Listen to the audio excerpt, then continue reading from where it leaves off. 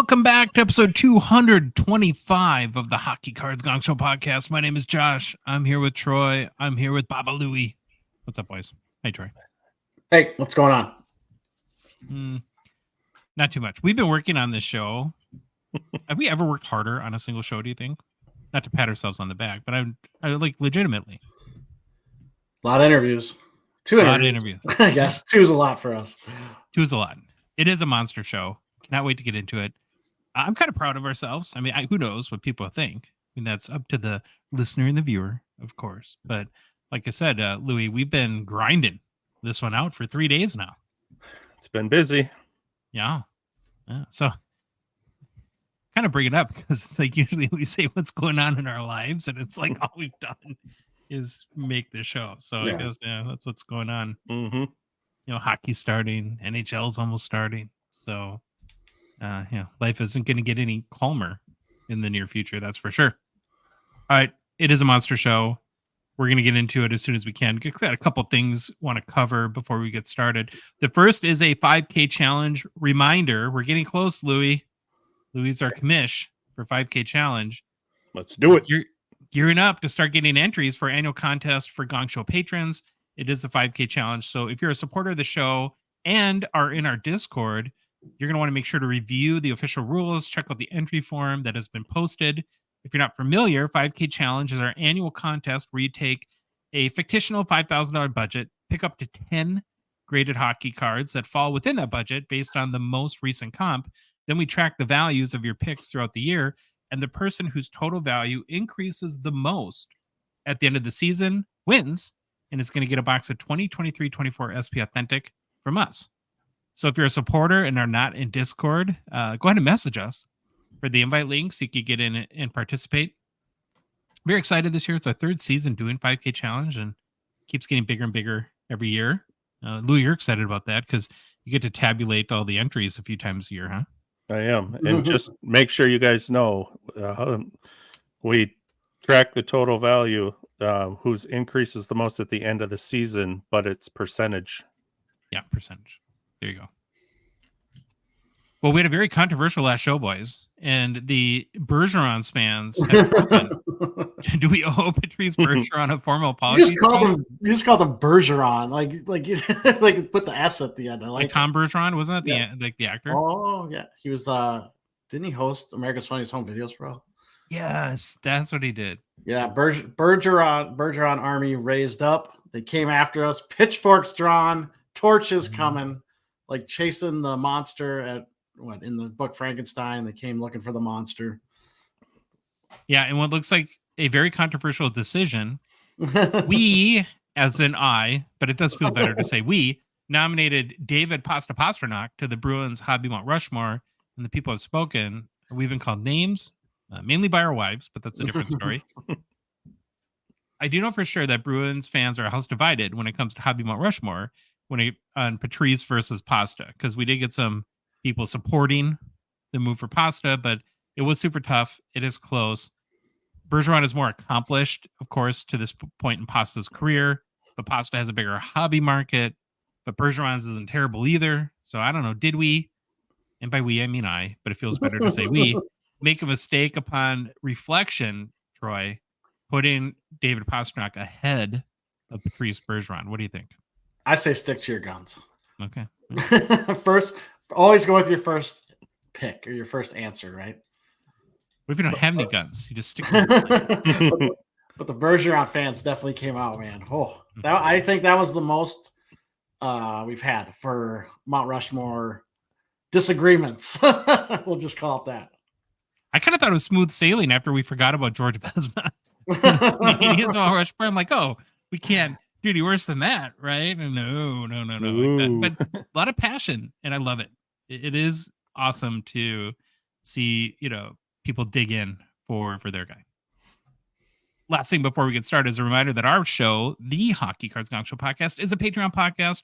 That means we rely on support of listeners like yourself to help us cover show expenses, produce more and hopefully better hockey card content, and then fund initiatives, even in a small way, to grow the hobby. You can support us through Patreon, become our 199 level support tier. It's $5 a month. You also get exclusive access to our Discord server. can participate. There's still time to get into the 5K challenge. It's very easy to support us. You can go to our website, hockeycardsgongshow.com, and click on the Become a Patron link at the top of the page. You go to the Patreon website directly and skip our site. It's sad. But reon.com and search for Hockey Cards Gong Show. There's a link in the show description if you're watching us on YouTube or listening to us on a podcast app. And then finally, there's a link in our Instagram and TikTok profile there too. R is a Calusi, I think. Thank you. Sorry if we produced your name wrong. He joined our 199 support level tier.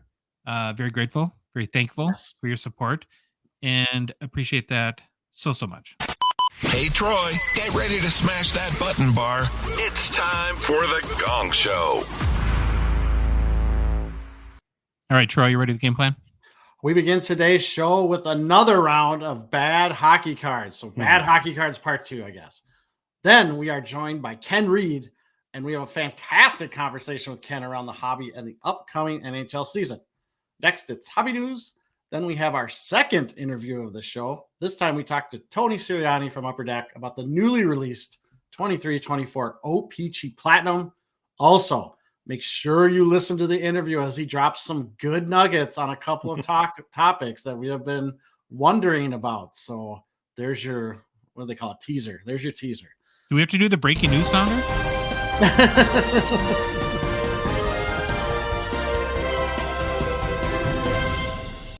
There you go. Make sure you listen to that interview. Then it's off to the top 5 early 22-23, the Cup sales. We end the show previewing some of our favorite hockey cards in the current Fanatics Collect weekly auction and any personal pickups, which I'm just going to rename Josh and Louie's personal pickups because I don't think I've had anything forever. I'll give you a hint. No one's got any this week except one person there. That's the hint. Best. Okay, fellas. Last week, we debuted the segment where we looked at kind of the first round of some of the worst / bad hockey cards ever produced. Feedback, and Josh, you correct me if I'm wrong, I will say it was overwhelmingly positive to the segment. So thank you to everyone who gave us feedback. However, one area of feedback was that it was very tough for the audio-only listeners to get a lot out of the segment. That is fair. That was one of my concerns I brought up. I will try to do for part 2. I don't know how it will work. I'll try to describe the cards better, but I think the positives outweighed kind of the constructive criticism. So I want to keep doing this for a little bit. Yeah, we'll try to be descriptive. And you're right. It was very, very overwhelmingly positive. If you haven't seen it too, and especially if you listen to the audio version, go on our Instagram. There's a clip that shows a couple of the cards, and it's doing phenomenal. And so, you know, people, I think this is an area that people really, really like. For sure. So for part 2, I'm only going to do 3 cards this time. So for the 3 badly designed hockey cards, I got to make a list of all these so we have a running list going, so I don't end up doing the same one over again. But again, try to do a better job of explaining. Josh, Louie, jump in and help explain if you think I'm totally blowing it, because I'm not very good at the descriptive stuff. But again, thank you to everyone who reached out, gave us feedback. Okay, part 2. Are we ready, fellas? Are you ready for this? Yeah. Okay. So here we go. There's our first one, and it's tough to see. Tough to see, I'll say that. So it's a 1975 O-Pee-Chee number 189, Bill Clement. We should all know Bill Clement if you watched ESPN in the 90s, or he was a hockey broadcaster, he played in the NHL, all that fun stuff. So at first glance, when you look at this card, it doesn't look all that bad. However, then you got to start zooming in and looking at the picture on the card in more depth. And boy, the problems on this one are just all over the place. And I've seen a lot of this where this is like the number 1 worst hockey card of all time. Yes. So it's Bill Clement, 71 tops, or 75 O-Pee-Chee. Wow. Good job, Troy. And he's in the Capitals jersey. That's what we're going to go with. So he got traded. It's one of these traded things. We got traded from, I can't remember who it was. Philadelphia, maybe? Yeah, it's Philadelphia. So let's just I'm going to zoom in for our YouTube viewers, and we're going to start from top to bottom. Okay. Okay, we got his head. That's great. Now we go to his jersey. Oh, boy. It's airbrushed on. You can totally tell, and just does not look right. His shoulder pads look like they're a crazy football players. They're insanely wide. Yeah. And also, for some reason, they've decided to paint the stick because that makes sense. Might as well paintbrush everything on him besides his head. And you can see his jersey. Well, they just threw out, it looks like 00 maybe is the number they threw on it. They didn't go with this number. They just airbrushed what they thought his number was. So then you move down farther. Now we have real problems. We're looking at his legs. So he's on the Washington Capitals. Washington Capitals do not have orange socks. No. As you can see, they used the Flyers socks. And I don't know if these look airbrushed too, but what really looks ridiculous is look at his player next to him. He's actually got on the right socks for the Canadians. So they have Bill Clement, who was a big guy, 6'1". He has got crazy wide shoulder pads, a terrible paint job on his jersey, a painted on stick, orange socks. He looks opposite though what he should look. Yeah, like you were saying with the shoulder pads for a hockey player. It looks like he missed leg day. Yeah, look, he's had little tiny baby ankles. But huge knees. Huge knees. Look at those knees. Those are huge knees. It's so out of proportion that this one just kind of it's kind of one of the gets laughed at all the time. And you can see to the left of his legs, there's something going on with the ice that I don't know what they were doing, trying to do with the Photoshop there. But again, this one, he looks like a freakishly tall giant also, because look how the guy next to him, I mean, it's almost like they did a forced perspective thing, like Lord of the Rings, where they made Gandalf look so much larger than the hobbits by filming him. It's just the first thing I thought of when I saw this is I don't remember what the guy's name is, or if they even said it in the movie Happy Gilmore, but when he says, "Oh yeah, Shooter McGavin, your ball is on my shoe." Yeah. Yeah, the boss or whatever from the construction site or whatever. Yeah. And I think that guy was Jaws, wasn't he, in Bond movie or something? I can't remember. I don't know. But yeah, it is. Again, I hope I described it enough. It's just a really bad paint job. He's got wrong color socks. He's got a painted stick. He looks like a giant with tiny baby ankles. If he's 6'1", the guy next to him is 4 foot. That's exactly it. That whole forced perspective thing is just hilarious. And he's got a totally wrong number on. Is his neck off kilter too? Yes. They didn't put his head on straight on his body. It's just insane what they did to this guy. But that's what we got. Okay. So this one falls into that airbrush category where it's really, really bad. So 1975 O-Pee-Chee, Bill Clement, if you want to go look it up. Yep, Bill Clement. All right, so Bill Clement was a center that played 11 seasons in the NHL with Philadelphia, Washington, and the Atlanta/Calgary Flames. Atlanta Flames, first failed franchise. Atlanta Thrashers, second failed franchise. And they might get a third, even though Gary Bettman came out and said, no, that ain't happening. No one's talked anything about expansion. Sure, Gary. Okay, Bill Clement has 148 goals, 208 assists for 356 points in 761 games played during his NHL career. He was a two-time Cup winner. There is one PSA 10 graded copy of this card. No, we got to meet that person. They must be psychotic or something. This PSA 10 copy did sell in 2016 for $7.49 US via the Fanatics weekly auction. A PSA 9 copy sold on February 17th of this year via eBay and verified at Terapeak for $12.95. Have at it. You can find these for raw, single digits, but one of the worst hockey cards of all time. Okay, it is bad. Now we get into another good one, and this falls into, I'm just going to call these the butt categories. That's what they are. It's your favorite category. Favorite category. These are the butt categories. So this card, we're going to get into some stuff about it, and it's funny how it's actually, we can tie it into Ken Reid, but we'll get there. 1991 Ultimate Draft Kerry, and I'm going to say his name wrong, Toporski. I'm sorry, Toporski. There's a lot of O's. SKI. I'm just going to call him Kerry. Now, to give you a description, it's a very plain white bordered card. It was made ultimate draft card. So I think San Jose drafted him. This is the card that came out. You can see very prominently in the picture is his butt. He's kind of on the ice. You see his jersey with his name taking, the back of this guy takes up the whole card. But then I have no clue what's going on. Like he's falling on someone. I don't know what's happening, but you don't see his face. Okay. That's the thing. His face is nowhere to be seen. I don't know if someone didn't like him. My uninformed thought was, man, someone really didn't like the way Kerry looked because they refused to show his face. I thought maybe he was injured, had like a scar or something. And I didn't bring it up. Shoot, I apologize. Back of the card is the same thing. It's a different picture of him on the back, but it's also of his back. His face is not seen. It's the back of his head and like his name. You can barely see it. So yes, the back of the card is a different picture, but it shows the back of him also. Nothing about his face. Well, lo and behold, did some more research, and the actual story can be found in Ken Reid's book, Hockey Cards Story 2, where Ken actually tells the story about the card. We're going to call him Kerry because I don't want to say his last name again. Kerry wasn't at the game/photo shoot. Allegedly, the company producing the card put Brent Bilodeau in a jersey with Kerry's name on it and photographed from the back. Wow. Now it kind of makes sense. So go check out Ken Reid's Hockey Card Stories books. I think there's 2 of them. So it's not him.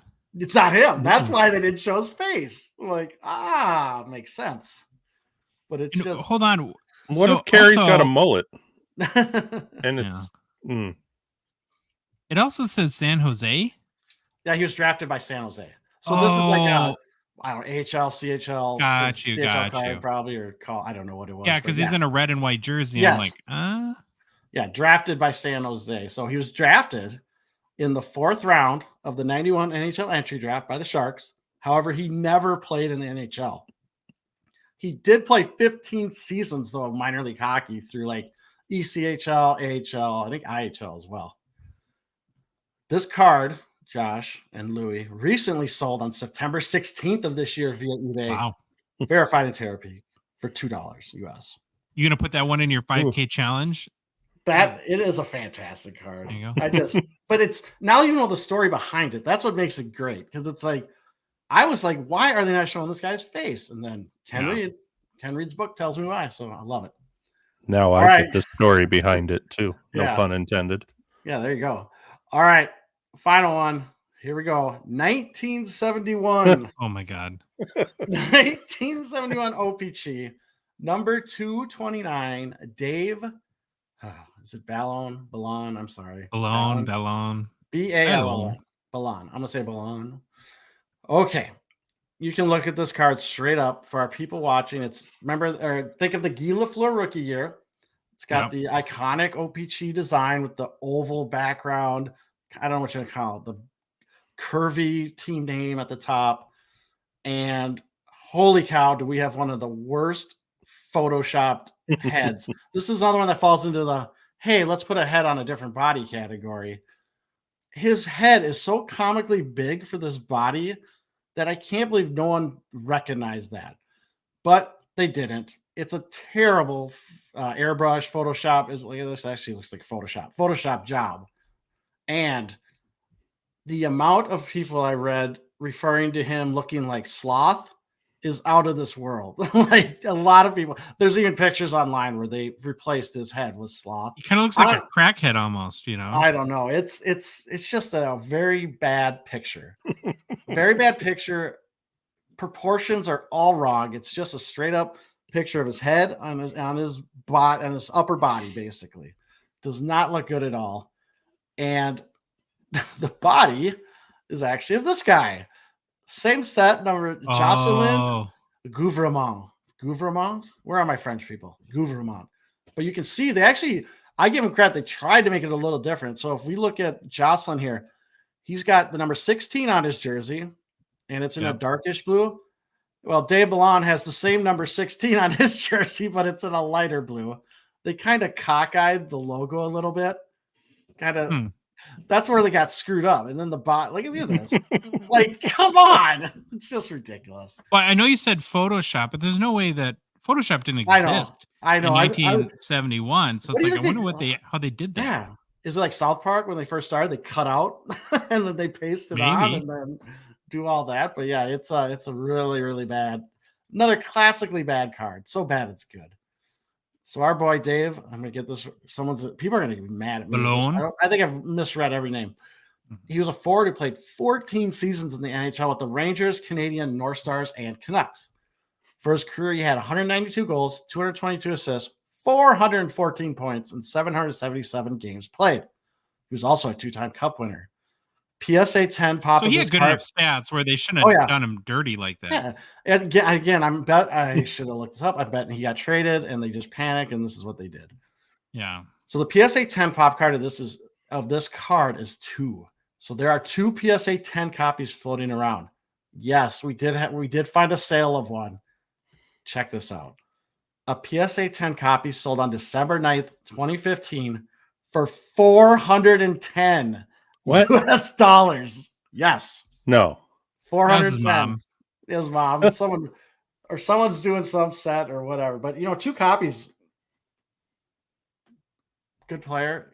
It's got the ugly legacy of being a terrible photoshopped or whatever we want to call it, mock-up card or drawn-up card. It's bad. But so that's our next 3 entrants into the bad hockey card. I don't know. I'm not going to call it the Hall of Fame. Gong Show bad hockey cards there.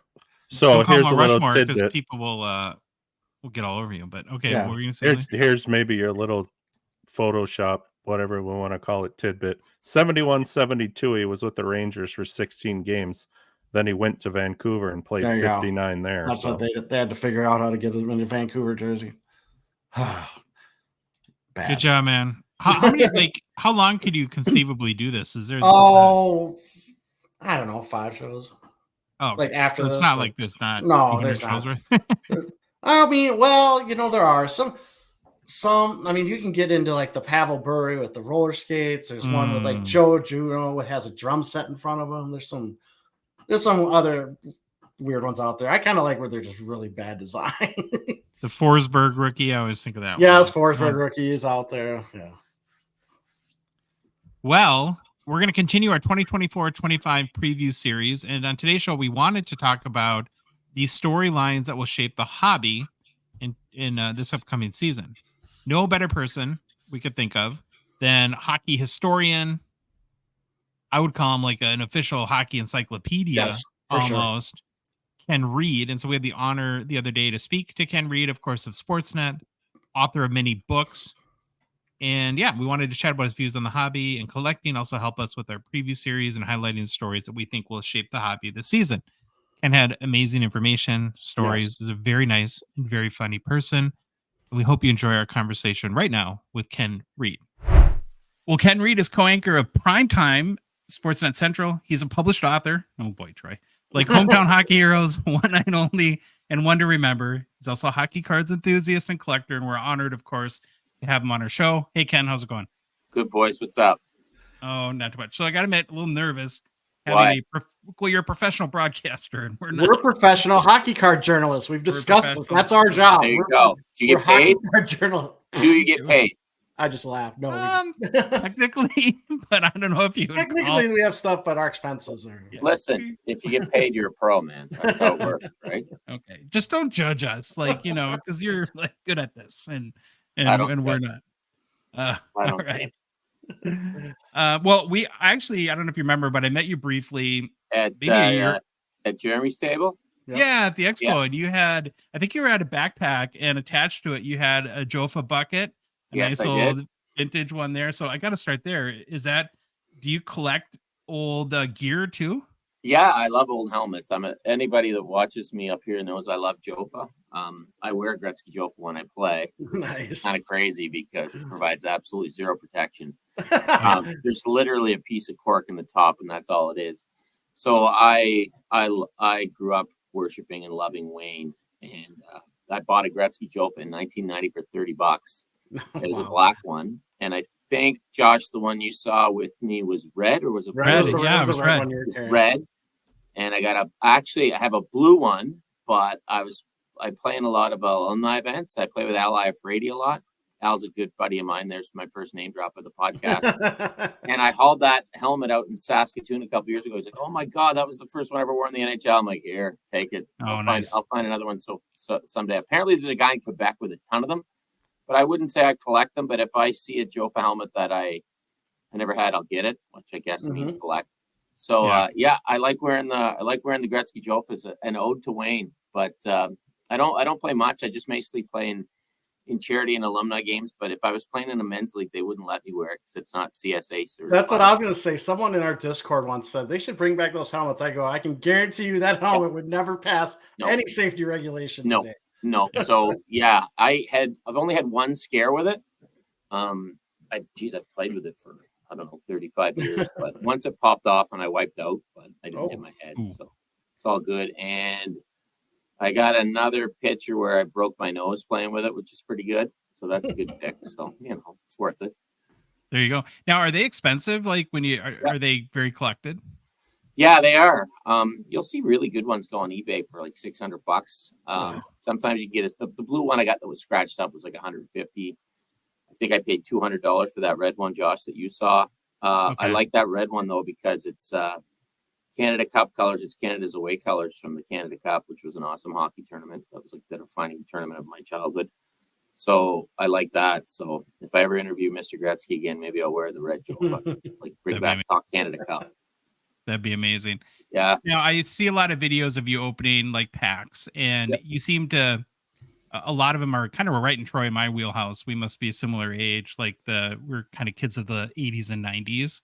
And is that I'm kind of curious, like your kind of collecting background, like what you focus on as a collector. What's your wheelhouse or niche that you really pursue? Yeah, like I was born. I'm a child of the '80s, so like I said, I grew up worshiping Wayne, Guy Lafleur. I remember the first hockey cards getting in a pack were the '79 '80s. It's just like it's a distant memory. I can't tell you much about it, but I just those cards are ingrained in my head. And no, I didn't, keep them in great condition, just like everybody else. But I was a kid who hung out at the rink where I grew up at, and spent 25 cents and bought O-Pee-Chee every chance I had. We did the sticker books as well. Yep. And I was maybe a little bit ahead of the curve. I started kind of getting serious around 87, maybe, then 86, start of 87. So when the time the boom came, I was dealing cards, right? I was the 14-year-old kid set up at the shows, selling cards, which was a sweet gig. And, I just sold my doubles and then I'd spend the rest on anything I saw. And like a lot of kids, I collected the modern stuff as a kid. Now, as an older guy, I collect vintage, and I tell my child, collect the old stuff. He's like, no, Dad, this guy. I'm like, I totally get it because that was me.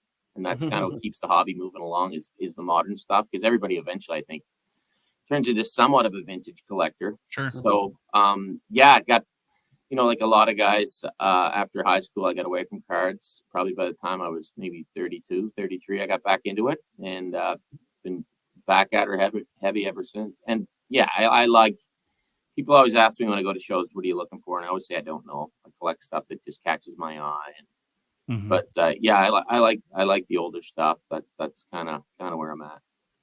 Well, I love when you open those packs like on your Instagram, or maybe you put them on other social platforms too, and you're going through the cards of like 1990 score or something like that. And you seem to be like an encyclopedia.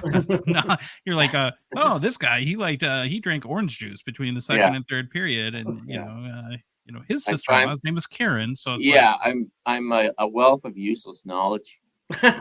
I do a gig with Kyle Brandt from the NFL Network. We're actually recording it in a couple hours, and we're kind of kindred spirits. He's a wealth of useless knowledge when it comes to the NFL. I'm that when it comes to the NHL.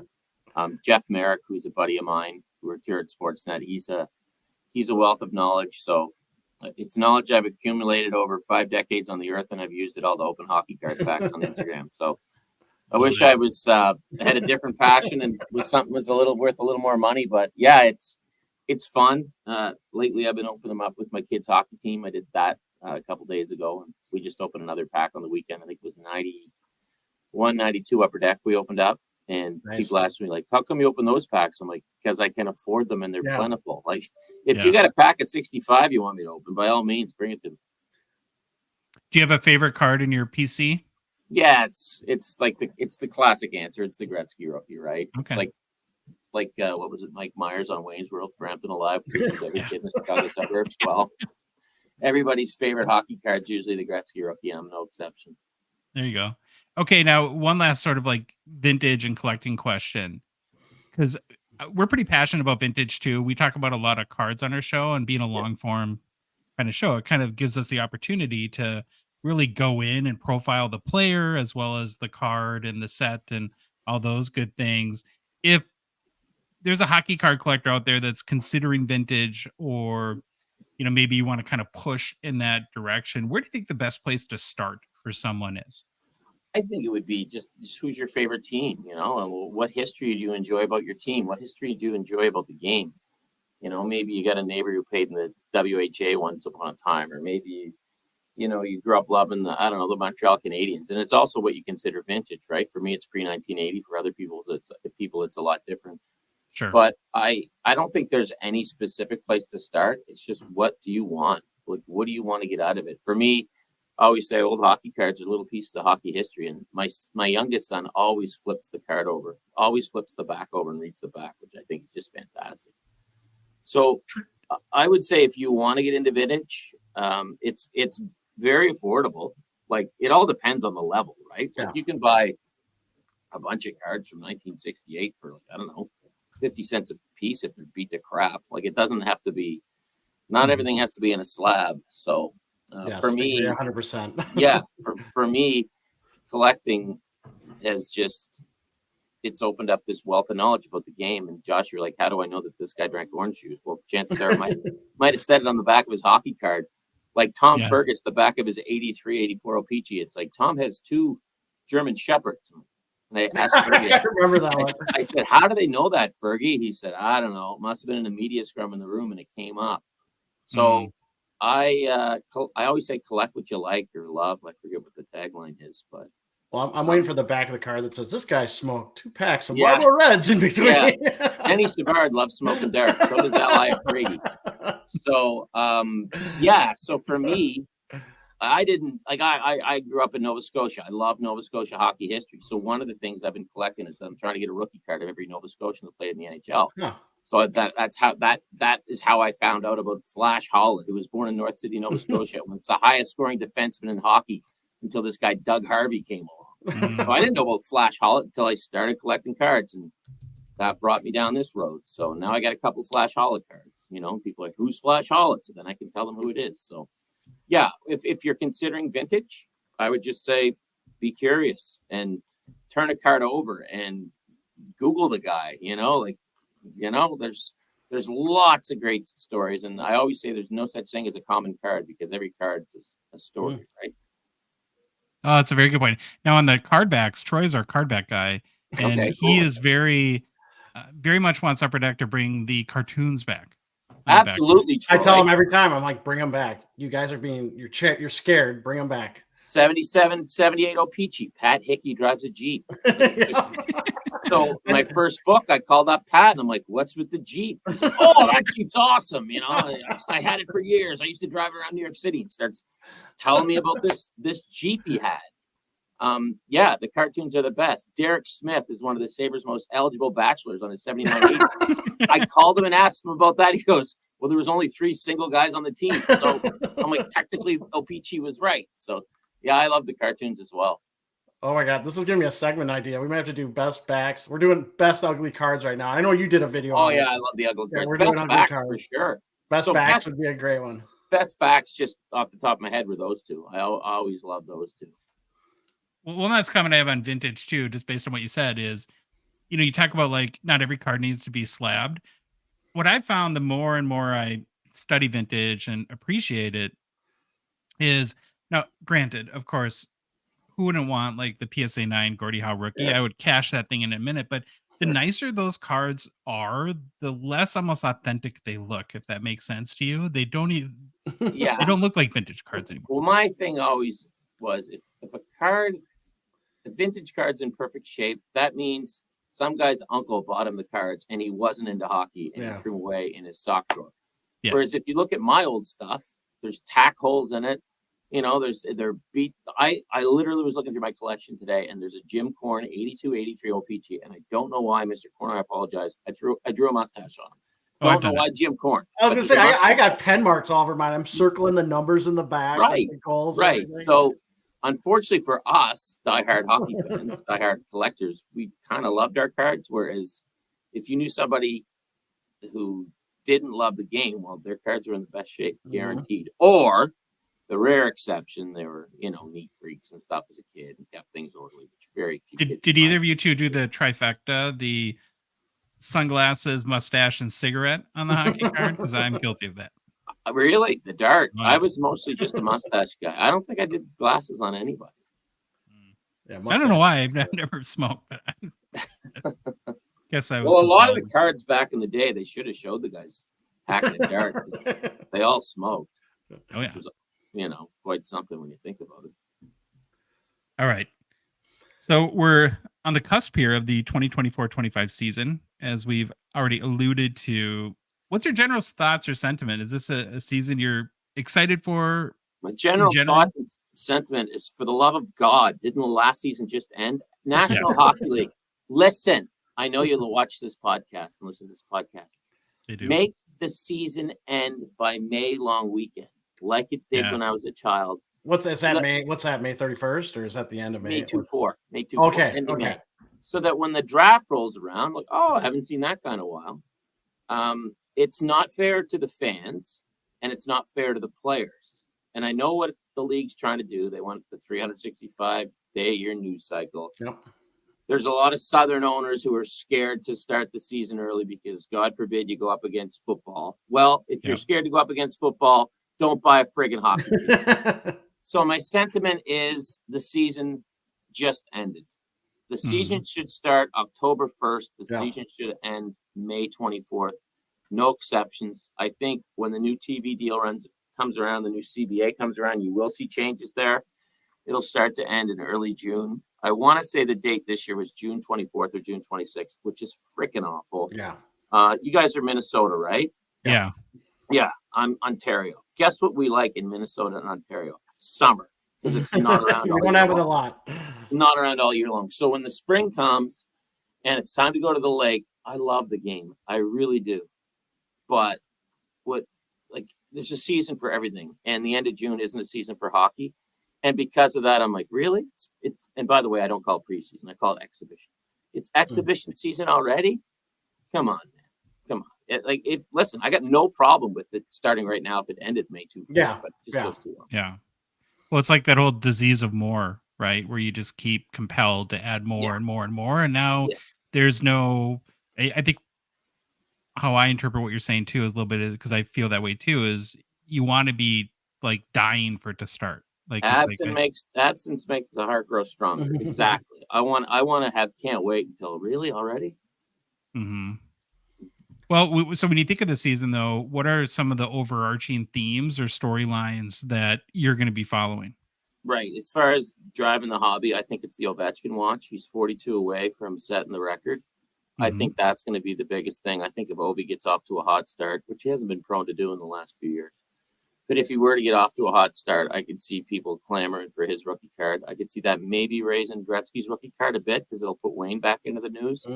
But I think the biggest thing to happen to the hobby in the next year or two is going to be the Ovechkin watch. It's funny. I just finished reading Hank Aaron's book about his run towards, the Babe Ruth home run title. And by the way, Hank Aaron still is the home run leader of all time. So it's not Barry Bonds. And I think there's going to be a lot of hype around what Ovechkin's doing. I don't know if he's going to do it this year, but if he can get a good start, I think it'd be pretty interesting with his rookie card. It was, during COVID. You should join the comments of our Discord and Instagram. Anytime we mention that I'm not sure he's going to do it this year. Yeah. Wham! They just people come out of nowhere. Well, I'll join you, Troy. I'm not sure he's going to do it this year, but 42 is doable. So yeah, I think that's going to be the big, Celebrini, obviously, rookies, obviously, but I think Ovechkin's going to drive it for the next year or two, however long it takes. Do you think it's important how he does it? Like if doing it in style versus maybe like limping across the finish line? No, not really. I think once it happens, it happens. It's not like Hank Aaron never had a 50 home run season, but it's not like he was cranking out 48 this final year or two. He did it. I think good point. Everybody knows if you get to a certain point in your career and you're going to break a record like 894, that you're probably not going to break it and then score another 50 that season. So unless you do it, unless you're scoring 60 a year. But I mean, I was surprised by how many goals he got last year. So what if 41 are empty net goals? That's Pardon? I said, what if 41 of those are empty net goals? He does specialize in empty He netters. gets thrown out with empty netters. Pad the stats, baby. Pad the stats. My Mr. Wayne Gretzky, 50 and 39. His 50th was into an empty net against the Flyers. Nice. I think it matters to people in the moment, but then 2 years after he retires, nobody remembers Right. how the record happened. It just is at that point. Yes, Now, the number. does that elevate him in the sort of the pantheon of all-time greats once that happens, or do you think he's kind of already there? OVM. Oh, he's already there. He's already there, but he's interesting because he has one cup. Mm-hmm. But he's such a different player than a Crosby. Yes. So who would you rather have, a Crosby or an Ovechkin? I'd rather have a Crosby.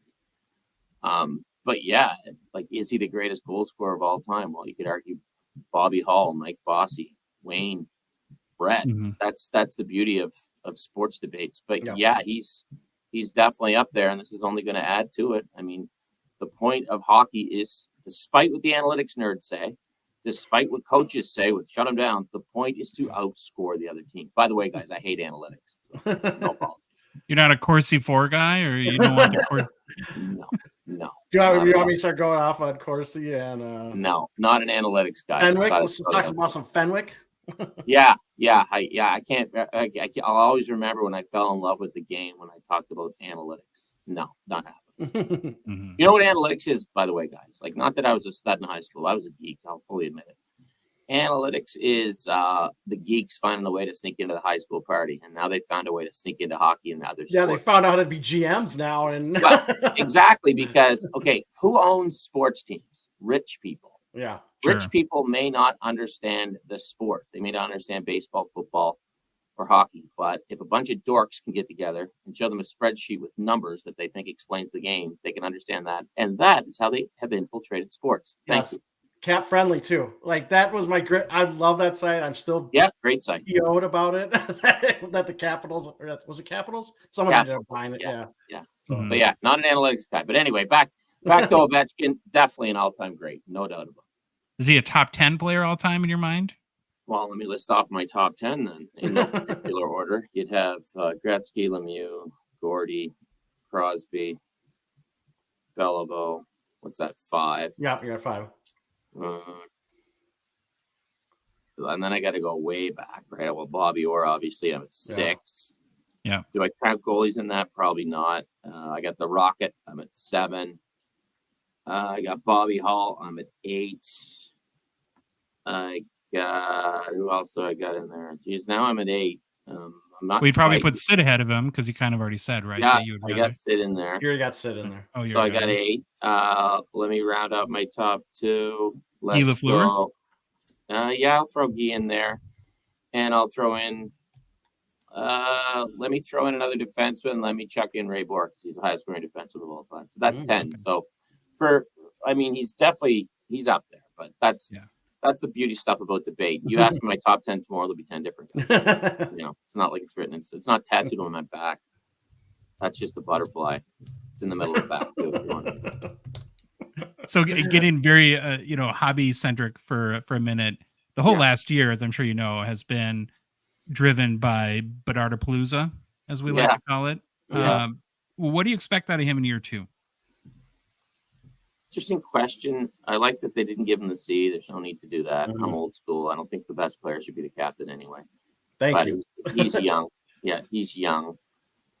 I don't expect Chicago to make the playoffs. I expect him to get better. I see him on kind of a points path similar to what McKinnon is. It took Nate a while because he wasn't surrounded by the best players when he showed up in Colorado. So I see him kind of slowly going up like that, getting better and better.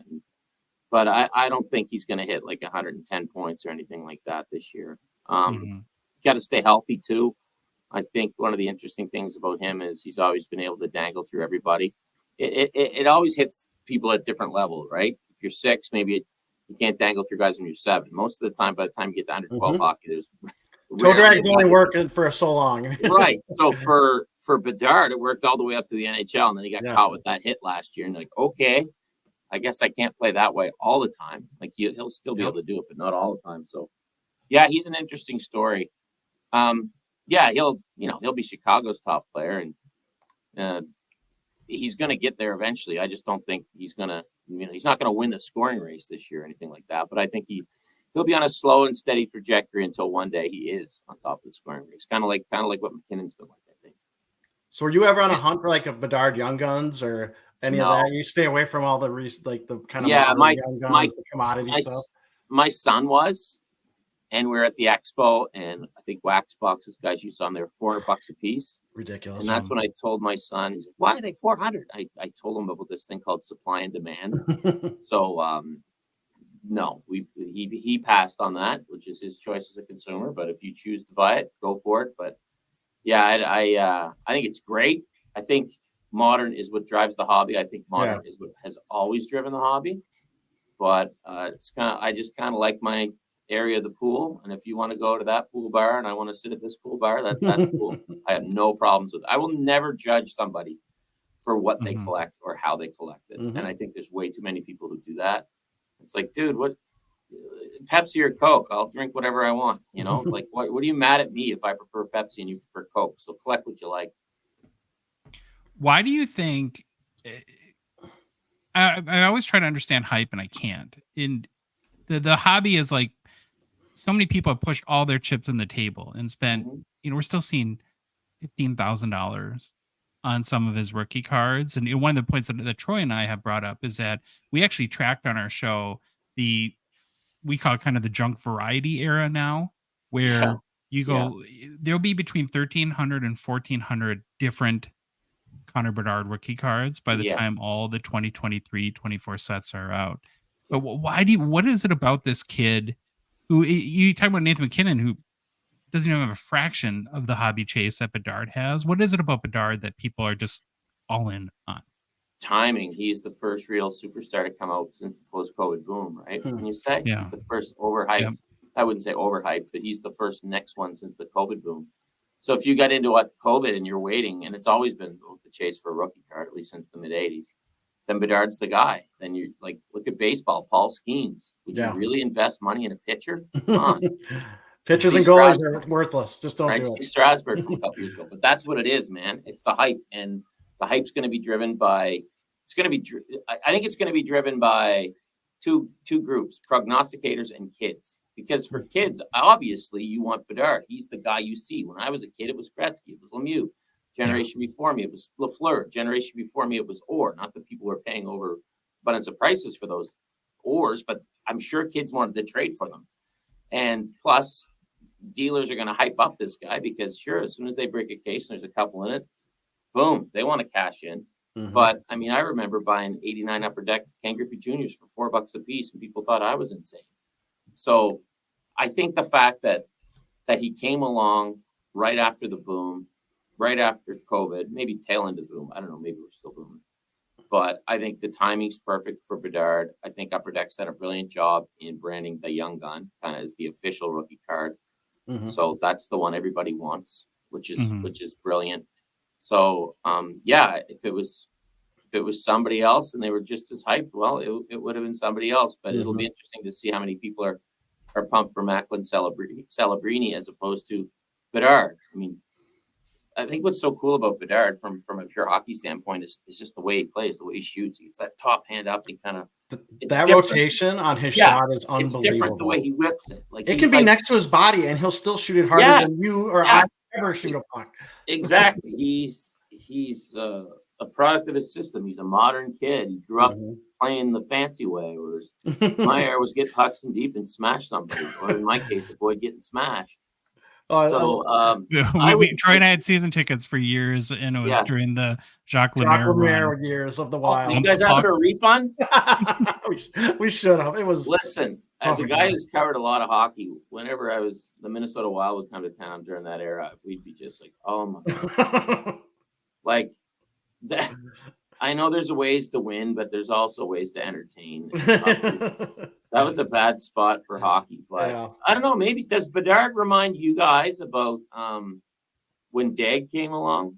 Remember at the tail end of the boom, like everybody wanted Alexander Degg. I'm not comparing them on ice, but I'm just comparing the hype because when Degg came along, all of a sudden there was all these different cards of him too. right? As opposed to just your one O-Pee-Chee. Yeah. So I don't know, but I think the timing of Bedard is perfect. The market he's playing in is perfect. It all just kind of worked out.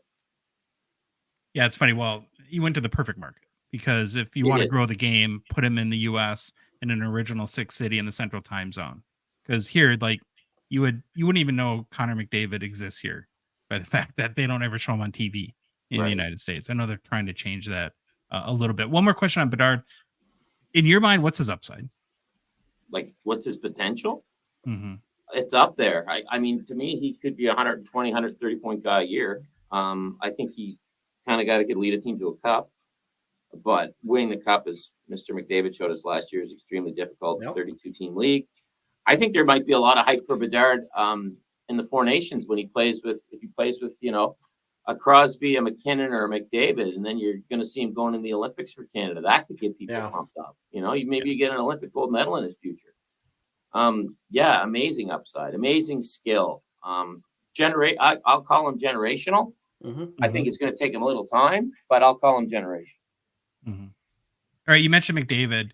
Here's another thing that gets people that follow us all rankled when we say, maybe I like to stir them up, but do you think McDavid could still be considered a GOAT in the realm of hockey if he never wins a Stanley Cup?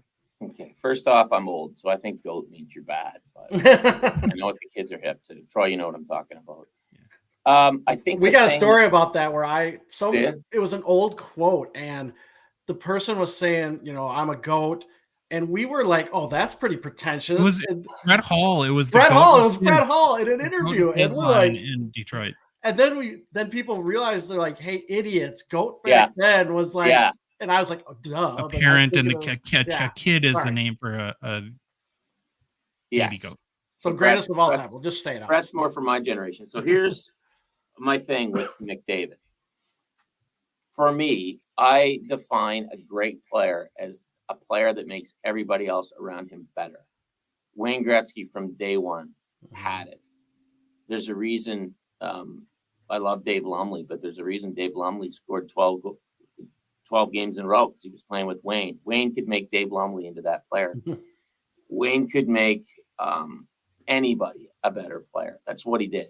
Crosby never plays with star players. They'll call guys up from Wilkes-Barre, and Crosby plays with them. My boy Colby Armstrong, one of my best buddies in the whole world. They called him up. He's Sid's roommate. He's on Sid's line. He's like, "It's the greatest season of my life." I'm like, "This player." For me, McDavid, until 2 years ago, didn't have that. McDavid's awesome. He's an incredible hockey player. He's probably the most skilled in terms of skilled player we've ever seen in the NHL. Like, we'd always have guys who could burn it, but their brains would never match their feet. McDavid's brains match his feet, match his hands. He does everything at the top speed. A couple of years ago, he figured it out. He figured out a way to put a plug like me on his line and make me better. And that's no disrespect to a guy like Zach Hyman, who fits in perfectly with McDavid. But McDavid has found the ability to make everybody else on his team better. And yes, he's definitely in. Yeah, you can throw him in my top 10 there. Remember that I just did? Now I want McDavid in there. Okay, so yes, he's one of the greatest of all time. Marcel Dion's one of the greatest of all time. He never won a Stanley Cup. And I love that you see Marcel at the Expo, too. That's really cool. Oh, yeah, I couldn't believe it first time I heard that. I was like, we're going to be right by him, I think, this year. Oh, really? And Marcel's a wicked dude. We want to talk. We want to hope he can come on over and talk to us. I was at a golf tournament with him in PEI. He's a fantastic guy. So, and especially in today's era when it's so hard to win, there's 32 teams. And by the way, I saw a thing yesterday that said the NHL has no plans to expand. Thank you. Don't expand anymore. 32 is way too damn. Well, they're talking out of both sides of their mouth because you hear that official line, but then you hear the owners are opening up expansion proposals, and it's like it's guaranteed money. They're going to go to 36, and guaranteed money. We're going to get into the Premier League soon enough, like soccer, right? Well, that's what I just read an article about that, and they're like, in 10 years we'll be at 40, and that's it. And I'm like, 40 teams. I'm like, then people are like, well, they need to do relegation. I'm like, they're never going to do that in an American professional sport, but it'd be fun if they did. Exactly. So, you don't have to win a cup anymore to be considered one of the greatest. I think there was an era when you did. 6-team era, definitely. Sure. 14-team era, probably. Then from the 70s on, probably not. And that's when Marcel came along in 71 around there. So there you go. Well, that's a great point, because that's one thing we forget about all the time, is that there's not 6 teams in the league anymore. No. This isn't there's 32 and probably going to be more. And even go play in a 6-team beer league. It's still hard to win, you know? So, yeah.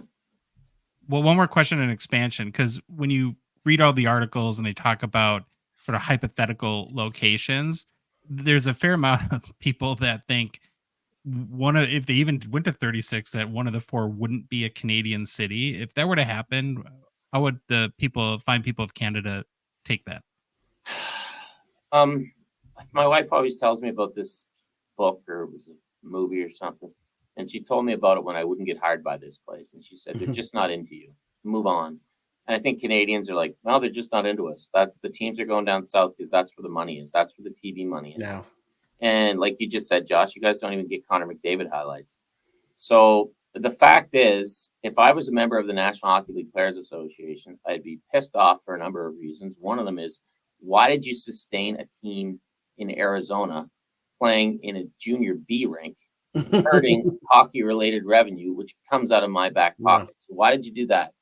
Also, why do you, when I know the answer, why is there not a second team in Toronto? Okay, there's 3 teams within 12 miles of each other, and with the Rangers, the Devils, and the Islanders. And listen, don't correct me in the chat. I'm not that good with New York geography. But the fact that there's not 2 teams in Toronto shows you the power of the Leafs, the power that they do not want to split up their market, that they want to own this market. There should be a second team in Toronto. There should be a team in Quebec City. But now that goes to the power of the Montreal Canadiens. Why do they want to give a chunk of Quebec up all of a sudden to the Nordiques? Because Nordiques haven't been there since 94? So that's 30 years. So why do they want to go back in time? Should there be a team in Hamilton halfway between Buffalo and Toronto? Well, what would the Buffalo Sabres want that? Would the Leafs want that? No. So I think that's why you don't have more teams in Canada. We don't have the TV money, and the teams that are here don't want to take a chunk out of their markets. That's why we get Houston, Atlanta, Kansas City. Right. Yeah, the big media markets. Exactly, Josh. Big media markets. So Houston to me is a no-brainer. For the love of God and all that is holy, don't put a team in Atlanta again. I knew that's what it was going to be, Atlanta. Oh my God! Listen, Third time's the charm, baby. Let's go. I know guys who played for the Thrashers. I might have just mentioned one. It's listen. If you played for 4 teams in your NHL career and the Thrashers were one of them, they're not in your top 5. People there didn't know the difference from the East Coast League or the American League or the National Hockey League. Look, I'm sure there's a few who did, but there's no need for the NHL to go back to Atlanta. Just say no. So there's certain places the league shouldn't go. I think Utah will work. Don't go back to Phoenix. You've proven you can't do it. But Josh, like you said, it's a big TV market. So if they ever do expand again, they will go back to Phoenix, which is incredible. But yeah, sadly for Canadian hockey fans, I don't think they're coming up here anytime soon. I think if you do see a team move to Quebec City, it'd be the same way that the Thrashers moved to Winnipeg. They're just like, oh my God, we can't make this work. We got to leave. Who wants this? Yeah. Well, one of the things that Troy have kind of laughed about last year is our guy Logan Cooley from our beloved University of Minnesota Golden Gophers. He went to the NHL and played in a smaller rink than he did in college. Yeah. I always said, imagine scoring your first goal or having your NHL debut at Mullet Arena. Imagine if you if you played for the University of Minnesota, or you played for the London Knights, you played for the Halifax Mooseheads. Like, wow, what's the atmosphere like at my first game? You'd be like, it's like when we played in Drummondville on Tuesday night, except there's more people here. Just a joke. Yeah. It was a joke. It was a bad look, and I'm glad it's over. I have a theory too on Atlanta, like why people want to keep coming back there is that, and this is kind of an inside me. I've been in media, kind of digital media, a lot of media sales, and I think it has to do with the media infrastructure Turner already has in downtown Atlanta. Makes it very convenient for like TV production and stuff like that. And it makes sense. Like, it's a big market, TV production, Coca-Cola. There's a lot of money there. Delta. It's the only big city really in the southeast. But then you're like, oh yeah, but they've had a crack at it twice and they didn't care. Yeah, no one comes to their games. Oh, we forgot about that part. Listen, I'm sure. Listen, a lot of guys want to marry the best looking girl in high school, but if you've gone out with her twice and there was absolutely no chemistry, no matter how beautiful or attractive she is, move on, find somebody who loves you. Yep. National Hockey League, find somebody who loves you because Atlanta is just not. Who's more likely to win their first cup this year? AM34 or McDavid, do you think? McDavid. Absolutely McDavid. Although I do love, and I say this with great trepidation, whatever the hell the word is. I love the Leafs blue line. For once, it's been their Achilles for a long time, but they actually have big men on the point. I think the only way to win in the playoffs is big men on the point. Look, I love Lane Hudson in Montreal, but you can have one of him. And the other thing people forget is Morgan Riley's 234 pounds. He just doesn't play that way. There's nothing wrong with that. But now they have big guys on the point, and I really like that. Obviously, questions in the net. But having said that, Edmonton, you got to lose before you win in the National Hockey League a lot. And, man, did they lose in painful fashion. I was out there for that. I was out there for Game 7 in Edmonton, watching from Edmonton. You talk about a buzzkill, man. Yeah. But, yeah, I definitely think it's the Oilers before the Leafs. And really, who would bet on the Leafs other than a Leafs fan? You mentioned Lane Hudson, and you keep hearing about obviously great things, and he's got an immense amount of talent. But producer Louie and I last month went to the Upper Deck Rookie Showcase and got to participate in the media scrum and talk to, get pretty close. How do you like scrumming dudes? I just went for it. I was terrified. You are a pro at first, and then I said, you know what, screw it, and I just started asking questions. And I was asking, like, they're the real journalists are like, what did you do to prepare this summer to handle the physicality of then league? Josh comes in. And I'm like, do you like hockey cards? Yeah. The first time I scrummed Mr. Gretzky, I was just like, I'm owning this. I'm not going in with the shot glasses on. So by the way, Josh, go in there and take the cuts. But Hudson he looks like he's 13, and I mean that with no disrespect, but it's like, whoa, is this good?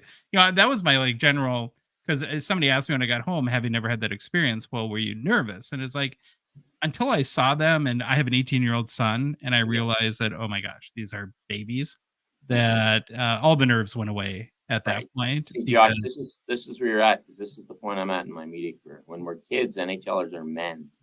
Now that you're old, the players look young, even though the players are the same age. Like, look at the Hughes brothers, right? They look so young.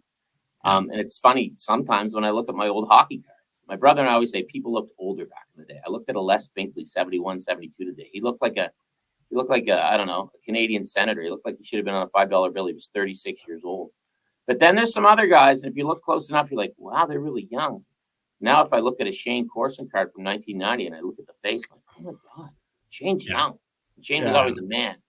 So, now when you look at guys that are 18 that look young for 18, now you're like, this is.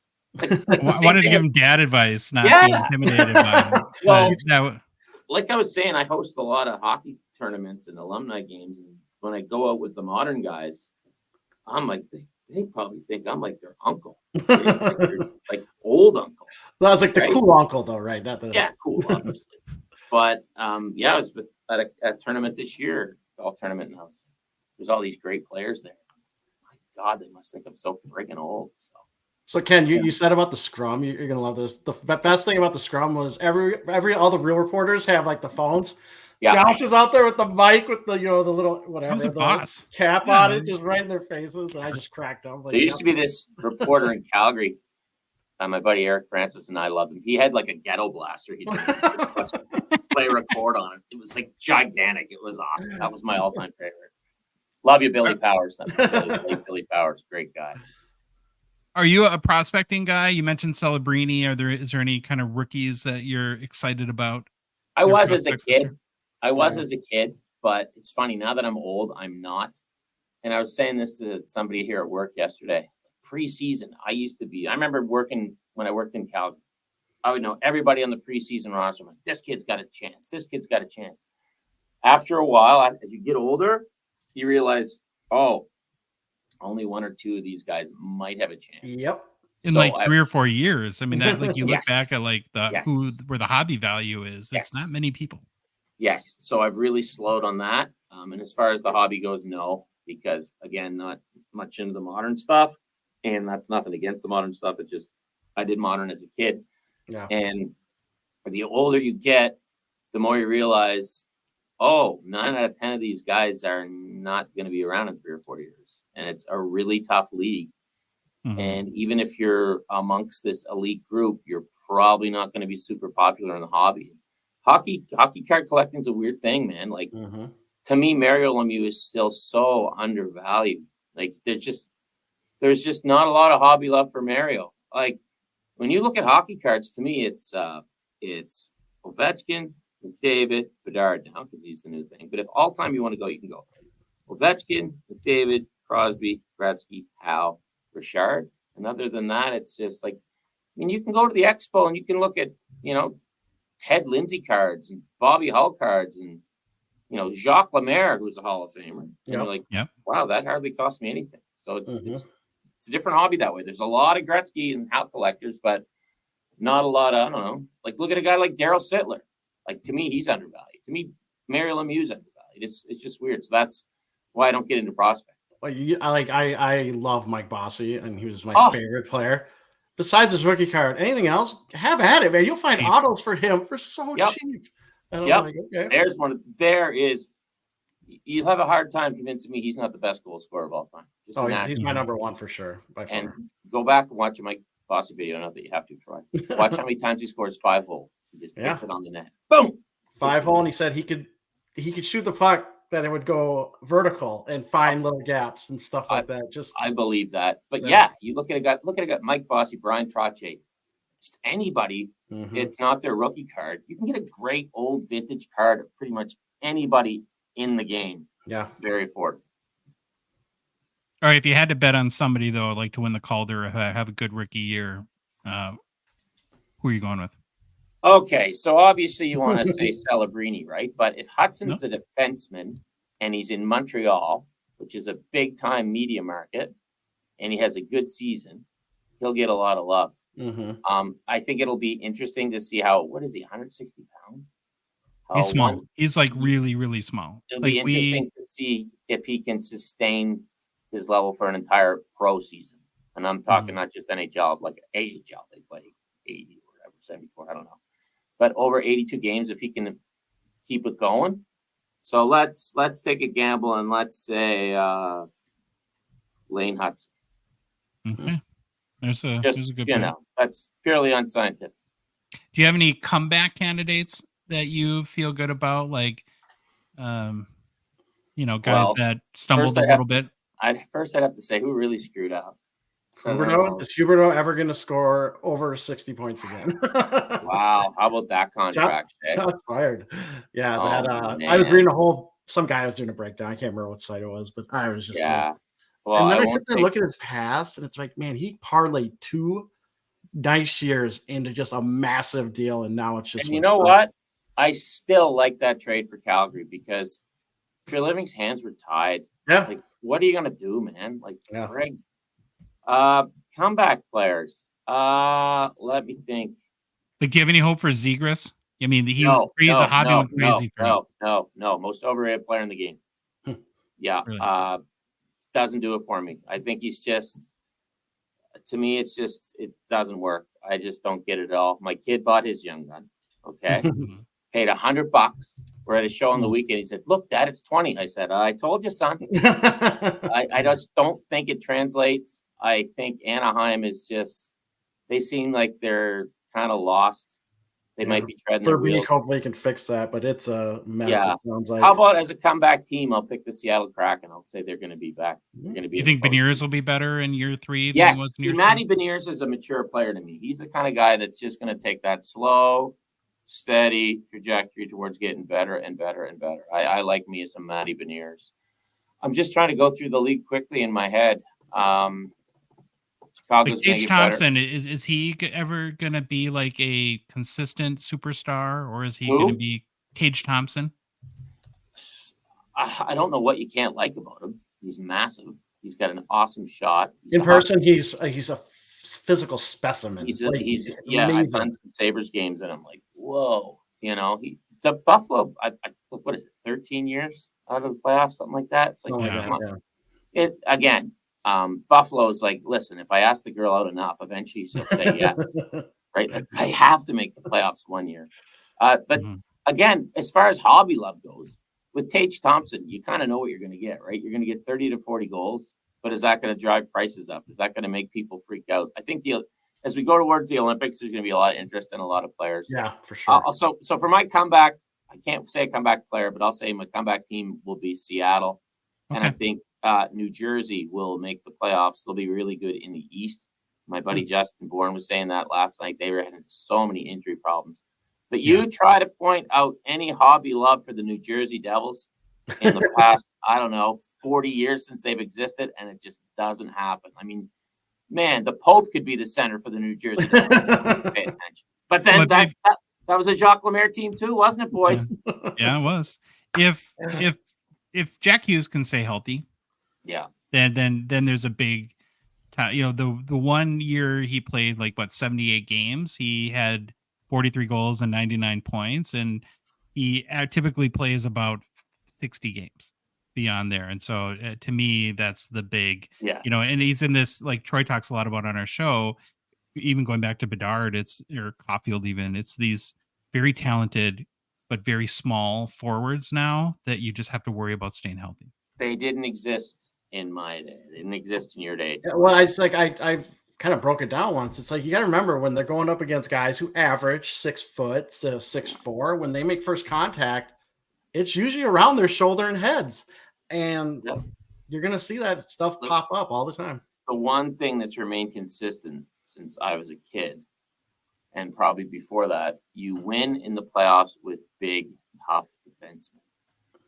In the 90s, they wanted forwards. They wanted, your primo kind of body, just big, big, big. Now, God, you can be any size. But again, at the end of the day, you need big, tough defensemen. Nobody's clamoring for Ken Danico rookie cards, but you win with Ken Danico. Yeah. Cole Caulfield, he's interesting to me. Look at Caulfield, look at Suzuki, right? You're like, what's the difference between these two dudes? You need big bodies.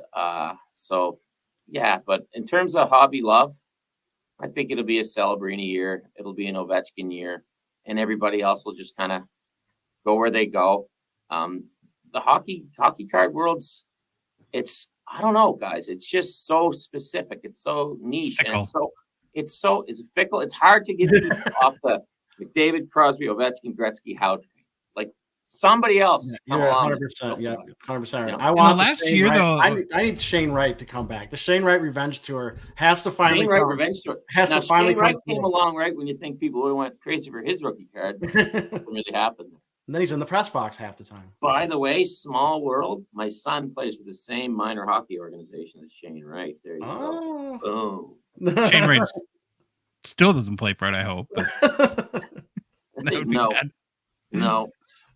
What I will say though, in the past year, there's been a little bit of a 90s revival in the hobby. So Yager, Pavel Bure cards have been on fire for the past 6 months. Pavel Datsyuk, ever since he got the Hall of Fame nomination, have been a little uptick in his market. And I think too, more the mid to late 90s cards, which tend to be a little more interesting. That's when they got away from paper and introduced more printing technologies and stuff like that. Like those cards, just like how the 90s basketball cards had that insane. That's when I was on my sabbatical, and when I looked at the glossy cards, I was like, no. But I do like, was it O-Pee-Chee Chrome around 98? I do like that. That's a good looking set. I got a couple of those. I do like those. So, but I consider that modern. What makes that really unique to me and probably underappreciated is the fact that because the Topps owns all the old O-Pee-Chee designs, so Upper Deck really has no license to do any retro sets from O-Pee-Chee. And because I was a top set at the point, so that's where you get sort of the chrome versions of the 80s, 70s, 80s O-Pee-Chee cards. Yeah, the 80, 81 Messier, all that stuff. Yeah. Mm-hmm. Yeah. I sold one of those during the boom. Just putting that out there because I was like, oh, it's new. I don't need this. Yeah, So get I have out the of real rookie card. So that's kind of still how I looked at that stuff. That's interesting about the 90s stuff. Yeah, it's kind of cool. I mean, it's my wheelhouse, so I'm really enjoying it. And that's Yeah. how Troy and I both kind of decided that we were out, that I don't want to spend $600 on a box to chase Bedard. I'm and not get going to go buy nothing. the box of a cup for whatever $1,000. It just doesn't interest me for 6 Yeah. months. That's you know what, but it interests some people, so that's It cool. does interest some people, and Right, and I'm cool with that. Yeah, Mhm.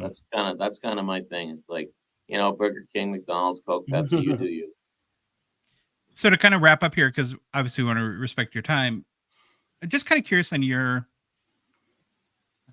opinion of the overall like state of the game. Like one of the things that Troy and I have talked about since we started this podcast is, really the opportunity to grow hockey here in the United States. That until 2 years ago, the game wasn't even on national TV here. You had to go like the outdoor hunting channel to watch Yeah, an NHL game. It's kind of sad, to be honest. And it kind of stuck with me. I don't know if you saw the quote last year when the Senators were for sale and Snoop Dogg was interested, and he was kind of out there being very vocal, saying, I don't know a single person in America who's ever heard of Connor McDavid.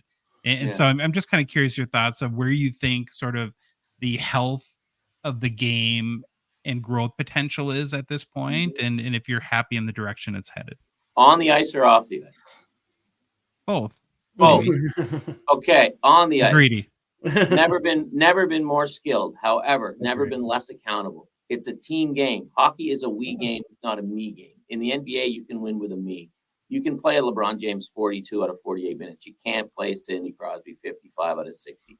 Hockey's a we game. That's why people are like, oh, why are they so boring? Well, you don't want to upset the apple cart. Everybody's in it together. It's highly skilled. Highly skilled. Having said that, I think the hockey IQ on a lot of players has never been lower. I think a lot of people come out of junior. A lot of people come out of midget. Super skilled, but they're pylon players. They know how to do all this stupid lacrosse zebra stuff with their sticks, but they don't know how to play hockey. I want the game to be more accountable. I want guys to stand up for each other. If you rub me the wrong way, I want somebody on my team punching you right in the face. I don't need the fight. I need a threat of a fight. I need guys to be accountable. I think that makes teams better. When you watch the Florida Panthers win the Stanley Cup, they are accountable to each other. When you saw the Edmonton Oilers in the final, they were accountable to each other. To me, 28 of the 32 teams play the same way. The 4 or 5 who play different are always there at the end. If you play together, you'll win. We're missing that, I think, in the game right now. But for most teams that stick together, play old school, play accountable, they will have success. You can have guys skating around doing their dipsy doodle. That's fine. But you need guys to get the job done. If you're dipsy doodling, you got to be a team guy. I'm fine with that. I think the skill level is off the charts. As far as how to promote the game, hockey's in a tough space. It's tough to watch on TV if you don't understand it. But that's an age-old excuse. I think they have to market the stars better. That's been a problem with hockey forever. But then again, that comes to the we, not me game. It's tough to point out one guy when you still need your fourth line to chime in. In the NBA, you don't need the 9, 10. I feel like here in the U.S., they've promoted Bedard heavily. Yeah, Like but that's again, part of it too. Listen, the other problem with hockey in America is you just can't pick up a puck and go play. Nope. And skates and go play. You can in Minnesota. You can in Canada. Minnesota, you can, but if you're in the South and the Southeast, it's $1,000 an hour for ice. Ridiculous. And listen, amounts. That's another problem. The game's way too damn expensive for any family to play. Goalie gear. My son's a goalie. His helmet was $800. Yeah, my son's a goalie too, Troy. It's a joke. But I think hockey is what it is. I think we have to stop catering to people that don't like hockey, and the game needs to cater to people who do like hockey. I think they take who they have for granted, and in a lot of ways, the way they market the game and the way the game is played now is turning off people who truly love the game. So I think they got to go back to their roots a little bit more there. They need to care about people in Minnesota and Canada more than they care about a potential team in Atlanta. Have you ever been to our state high school hockey tournament here? I never have, but I've seen the guys flow. Oh, we got to get you here. It's crazy. Yeah. I played high school hockey in Nova Scotia. It was a little different. It was just basically guys drinking and smoking drugs in the crowd. Well, it's like I talk about, I've seen high school hockey on the East Coast. I went to USA Hockey Coaching Clinic, and I was like, I think we have Pee Wee teams in Minnesota that can actually. Yeah. beat these guys. Yeah, I've I seen your have guys' to- tournament. It looks pretty awesome. Oh yeah, it's nuts. I have to comment or a couple of things that you said. It's because I agree with you. Hockey IQ, but if me and Josh always make fun of this because every scouting report, I don't care who it is, they say, "Oh, he has the great hockey IQ," and then to hear you're on like maybe these guys coming out don't have the greatest hockey. They IQ. don't. I think it's the biggest throwaway term, on scouting reports that they just throw it out there for. Yeah, I think they do. Gets pucks in deep. Gets pucks in. Gets pucks Get out. pucks in deeps, and then pylon players. I love that because I'm also a goalie coach at Minnetonka High School in Minnesota, and we have a problem. And it's the goals or the goalie school goalie. They can do every individual goalie skill drill, put them in a team or in a team situation or in a game. No idea.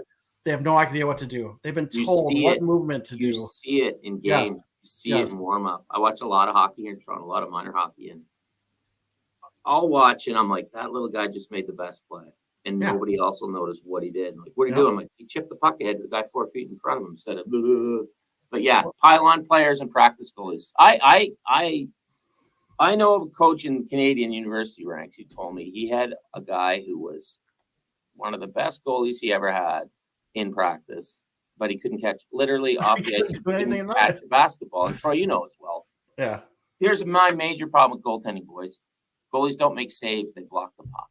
Right? Oof, big butterflies.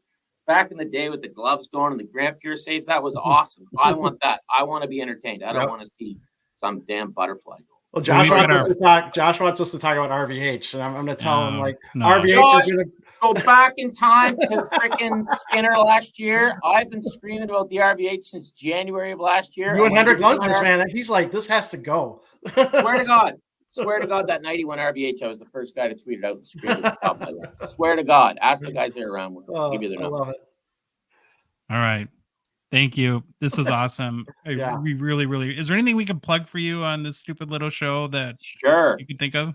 Yeah, my latest book, Ken Reid's Hometown Hockey Heroes, is available now on Amazon. So if you think I'm old school here, where do you read the book?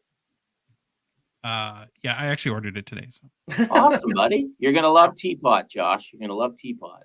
And there's a great Minnesota story in there. Yeah, it's an awesome premise, right? It's like players that are just hometown heroes, right? You probably never heard of them, but these guys are legends where they're from. They never made the NHL, but they're legends where they're from, and every hockey town has one of them, which makes me think I should write a sequel. Awesome. Well, we really appreciate this. Yes. It was entertaining and very insightful, and hopefully you'll agree to come back on again someday. Absolutely, boys. Pucks and deep, and I'll see you at the expo. All right. Thank you, Ken. Bye, Ken. Thank you. See you guys. Well, we're back. That was amazing. I think, Troy, upon reflection, that you and I were a little bit like smitten kittens at first. Yeah. We were like, we were soaking it up, man, because he's so engaging and funny and just you can talk to him about anything. He knew the hobby. I love that he's passionate about vintage. He knows the game. He knows what's going on. He knew RVH for goalies. It was fantastic. He had a wealth of knowledge. I really enjoyed our conversation with him. You two had a lot in common. You have kids that play goalie. Mm-hmm. Yeah, all that sort of stuff. So I don't know. Maybe you guys will be best buddies and pick me up this show. Well, that could happen. So again, thank you to Ken. Go make sure that you check out his book. Yeah. I got it. I just ordered it. It's Hometown Hockey Heroes. Is that what it's called? Yeah. Well, I get it tomorrow. He's got the Hockey Card Stories 1 and 2 are out there, and then the recently released one is Hometown Hockey Heroes. Yeah. Hometown Hockey Heroes. Yeah. Right. Cannot wait. He's got some other books out there too. Check them out. They're good. I think he has one with Kobe Armstrong, who he mentioned on his interview too. Yeah. But I've heard a lot about the Hometown Hockey Heroes ones from, I think Phil recommended that one to us as well. And so I'm very, very excited to read that one probably over the weekend. Thank you again, Ken. Got to make a quick mention for Gongshow partner sponsor Slap Sharks. We're thankful to them for supporting us. Reminder, the current Slap Sharks weekly eBay auction is live, ends tonight. Be sure to head to slapsharks.com to see more than 1,800 hockey cards available to bid on and scoop up for your PC. These auctions are heating up as we get closer and closer to the start of the 2024-25 NHL season. If you just happen to be a Canadian hockey cards collector like Ken Reid or Phil, and you want to take advantage of a terrific time to sell a card or a few for some cash as the season's starting, we strongly recommend considering Slabshark's eBay consignment services. 2 big reasons why. Number 1, they make life easy for you by doing all the work. It's hassle-free. You just send in your cards via their online submission system or drop them off at a card show where they have reps. Some of the reps are like Sylvan and Jeremy Lee, so you can talk them up and get some more knowledge from them too and get to meet those guys because they're awesome people. Plus, then your cards get listed and they're very popular. I would say incredibly popular. Weekly eBay auctions where there's going to be tons of hockey collectors looking for some new cards. Check out slabsharks.com for complete consignment information, including payout rates, and to start the process today. Hobby news! Hobby news! All right. Troy, the much anticipated NHL docu-series called NHL Face-Off is scheduled to be released on Amazon Prime on October 4th, which of course aligns with the start of the 2024-25 NHL season. Of course, the aim of the series is to give a behind-the-scenes look into the NHL like we've never seen, or like we've seen with other popular sports league docu-series like Hard Knocks or F1 Drive to Survive, and then what's the golf one called? I can't remember. On Netflix. Well, I don't like the name of this one. I don't like the name Face Off. It's not like spicy enough. I want to call it McDavid Yells at People. That's what I want to call it Yes. after that, seeing that clip. Yeah. Well, including McDavid, it follows the number of players on and off the ice during last season and through the conclusion of the 23-24 NHL playoffs. So there's 6 episodes in season 1. Okay, we're going to do a little bit breakdown here. Okay. Episode 1 features your guy, Willie Nylander, and then the much maligned David Pastrnak from Hobby Rushmore. Do you think, Troy, there will be a clip of Nylander yelling at Marner for letting Pasta blow by him in the playoffs? I hope so. I want to see that. I would love to see that. I would love to, at that level, how intense those guys are and what's on the line and for how that whole play played out. I will be very interested to see if there's anything on that with Marner getting just screamed at, either by coaches, players, whatever. Yeah. Episode 2 focuses on Jack Eichel and Philippe Forsberg. Anyone care? Or do we move on? Well, I'm going to say, here's the deal. Right off the bat, I look at that and go, oh, well, that's going to be boring. It will probably be like the best one. It's always these like boring guys that are always like the really good ones. Episode 3 is the featured players are Swayman, Jeremy Swayman, and Matty Tkachuk. Now, if they have footage of Swayman's contract negotiations, that would be good TV. That would be great. I'll tell you what would be good TV. I just watched a video yesterday of Jeremy Swayman doing ball drop drills. So a coach would stand in front of him and literally throw the ball down and hard. And Swayman is so quick, he can sit there and catch him. Really? Like, it was crazy. If you want, look for it, I do Jeremy Swayman ball video or something. It's amazing how quick he is. But can he dodge wrenches? Can he dodge wrenches? Dodge a wrench, dodge a ball. Now, episode 4, Troy, this is one is interesting. It's called The Captains. So it features captains like Quinn Hughes, Landeskog, which is really... Well, they're going to see how to milk the IR and get around the salary cap. Is that what we're going to do with that one? Troy. Troy. Fired! Shots fired! And then Jacob Trouba. Now, in a little bit, it kind of disappointing. It sounds like they couldn't get everyone's favorite new captain in there, though. That would have been nice. It's your cue, Troy. Oh, yeah. Cue. You hung out to dry. Captain, my captain. Mr. Austin Matthews. Yeah. Captain of the gloat. Right. Now, episode 5 is titled Cup or Bust and focuses on McDavid, Draisaitl, and Sylvan's boy, Zach Hyman. Spoiler alert, it's bust. Yeah, it's a bust. Yeah. Now, you said you saw... So I didn't see the clip where McDavid already had to apologize for going angry on people. Or what? Why does he? That's what drives me nuts. He doesn't have to apologize for anything. Like, this is heat of the moment. These guys are professional athletes. They want to win on a level that not a lot of people can understand. It's fine. They'll yell at each other. They'll be fine the next day, couple days. I don't think he had to apologize, but whatever. I get it. I don't know what McDavid, like if this was Crosby, I don't know what would happen. Like the whole internet might blow up because he's so like guarded and stuff. But these guys are passionate. I don't think he should apologize. This is kind of like where athletes can't win. No. Because we get so mad at him for always being cliche. Yep. We give 110%. I want to thank God. I want to thank my teammates, their coaching staff, put us in a position to win. And it gets so boring. But then the second they're honest, we get mad at them for that too. So, want them to be honest all the time. Now, the last episode is Cup or Bust Part 2. Again, features McDavid and Tkachuk. I assume that's about the Panthers besting Edmonton in last Stanley Cup Finals. Here's the thing. I'm just praying that this series is well done. You know, it's all about the production quality, the production crew. I don't know. I think it's the same group that's been doing the other documentaries for the NHL. I would have felt more comfortable had the NHL hired like the Drive to Survive crew that knows the formula and how to make this work. But I did see some articles though where that it says that they convinced the players to be raw and authentic. And I think that's the key to it as well. It's good production and capturing honest and authentic moments. So did McDavid actually, I was trying to find it because I don't remember him actually issuing an apology. Oh, let's take that one back. He does. I don't think he does. He just reacts and says it's raw.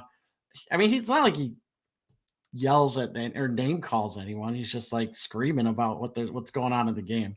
So I take it back. I don't think he apologized. I think it was just saying it's raw, it's emotion, it's what they wanted to film, and he kind of had to defend his actions. Maybe that's a better way to put it. I don't know. Are you excited about the series? Yeah, definitely. I want to see how they do it. I want to see. I'm always up for a good documentary, especially when it's sports. Amazon's kind of putting some energy into the NHL here. So it also appears that for Canadians on October 10th, they're launching a new show called, what's it called? Oh, Coast to Coast. This is just in Canada? Yes. Well, I'm glad they're doing all this stuff, but again, it's on Amazon Prime. So just remember, it's not like it's the most easily accessible thing. Mm-hmm. It's being compared to like NFL Red Zone. They call it like a whip around show where they just go like back and forth the highlights in current games. I think we'll follow the Thursday night game schedule. I don't think Amazon has rights in the US for the NHL yet, which is why it's going to be in Canada only. Would absolutely love though to have a show like this here. But again, I'm not sure it's ready for America. Based on, even this quote alone from NHL Chief Content Officer Steve Mayer. So here's talking about the set for Coast to Coast, right? Check this out. I'm going to talk like Steve Mayer, how I think he talks. The NHL Coast to Coast set is unique, noted Mayer. It will make you feel like you're in a Canadian cottage next to the lake. You're going to live in your living room with these analysts. Well, I'm not going to read anymore. So the Minnesotans have already turned off the TV. And apparently, like while you're in the cottage, you get to taste each of the Three Little Bears porridge too. Oh, yeah, because it's a and cottage. syrup. I know, cabin, but we're just being petty and jealous because Canada gets all the cool hockey stuff. Don't get mad at us. We're just jealous. Yeah, I would love something like this in the U.S., but hopefully it trickles down here. I wonder if they can. Well, I was gonna say, I wonder if they can like put clips on YouTube, maybe, or someone upload just so us Americans can see what it is. Because I'm curious how it's going to work. Because I get you said it's got a flip back show, but it's got. I think a Red Zone. I think of going live, right? So, and you can't really do that in hockey. It's too quick, too fast paced. Yeah. It's got to be on some delay or something. Yeah, well, the NFL has the advantage of like when the ball's on the 10-yard line, okay, somebody's about to potentially score or prevent the team from scoring. I think to your point, the NHL is too bang bang. Like you could never get there fast enough. Well, plus the NFL only has like 5 minutes of actual gameplay. That's not 100% correct, but it's way less than the 60 minutes of it, or is it? Yeah, 15-minute quarters. Last quick thing in hobby news here, we're gonna do our first kind of check in on the market update, Gongshow 100, Troy. Probably do this once every 2, 3, 4 weeks during the season. Take a quick look at the Gongshow 100 index on the Card Ladder platform. Check in, see how it's performing. Not sure if you know this, Troy, but the Gongshow 100 is named after us. Do you know that? I did. I like the little skate icon. Yeah. I think we can get our logo there eventually. I just got to figure out how to do that. So it's an index, and our index is really representative of the blue chip cards in the hobby, which should be the most stable in theory, stable-ish cards. And the intention is to give a single data point that is directional to the current health of the hobby. It's not heavy prospecting. Like we said, it's more of like that old like Dow Jones versus like the tech stock. Now I'm getting out of my depth already there. NASDAQ. Yeah, there you go. So over the past couple of weeks, the index has been going pretty good, showing a nice 4.5% growth. A couple of the players that have done well over the past couple of weeks are the Stamkos Young Guns. I'm sure there's some interest with him going to Nashville. Draisaitl Young Guns. I don't know. Just gearing up to the seasons. Lindros cards and then some Temu rookies have been the cards that have been driving the index up. I wouldn't say it's shocking. I was going to say, do you think Lindros is because people found out there's a 13-14 update in Upper Deck the Cup of Lindros limited logos? The 101? That's out of 3. It's a monumental patch. There's 3 of them. And he's in a Toronto. He's in a Toronto jersey. Yeah, it's got to be out of 3. It's a monumental patch. He's out of 3. Okay. I'll look it up while you're doing that.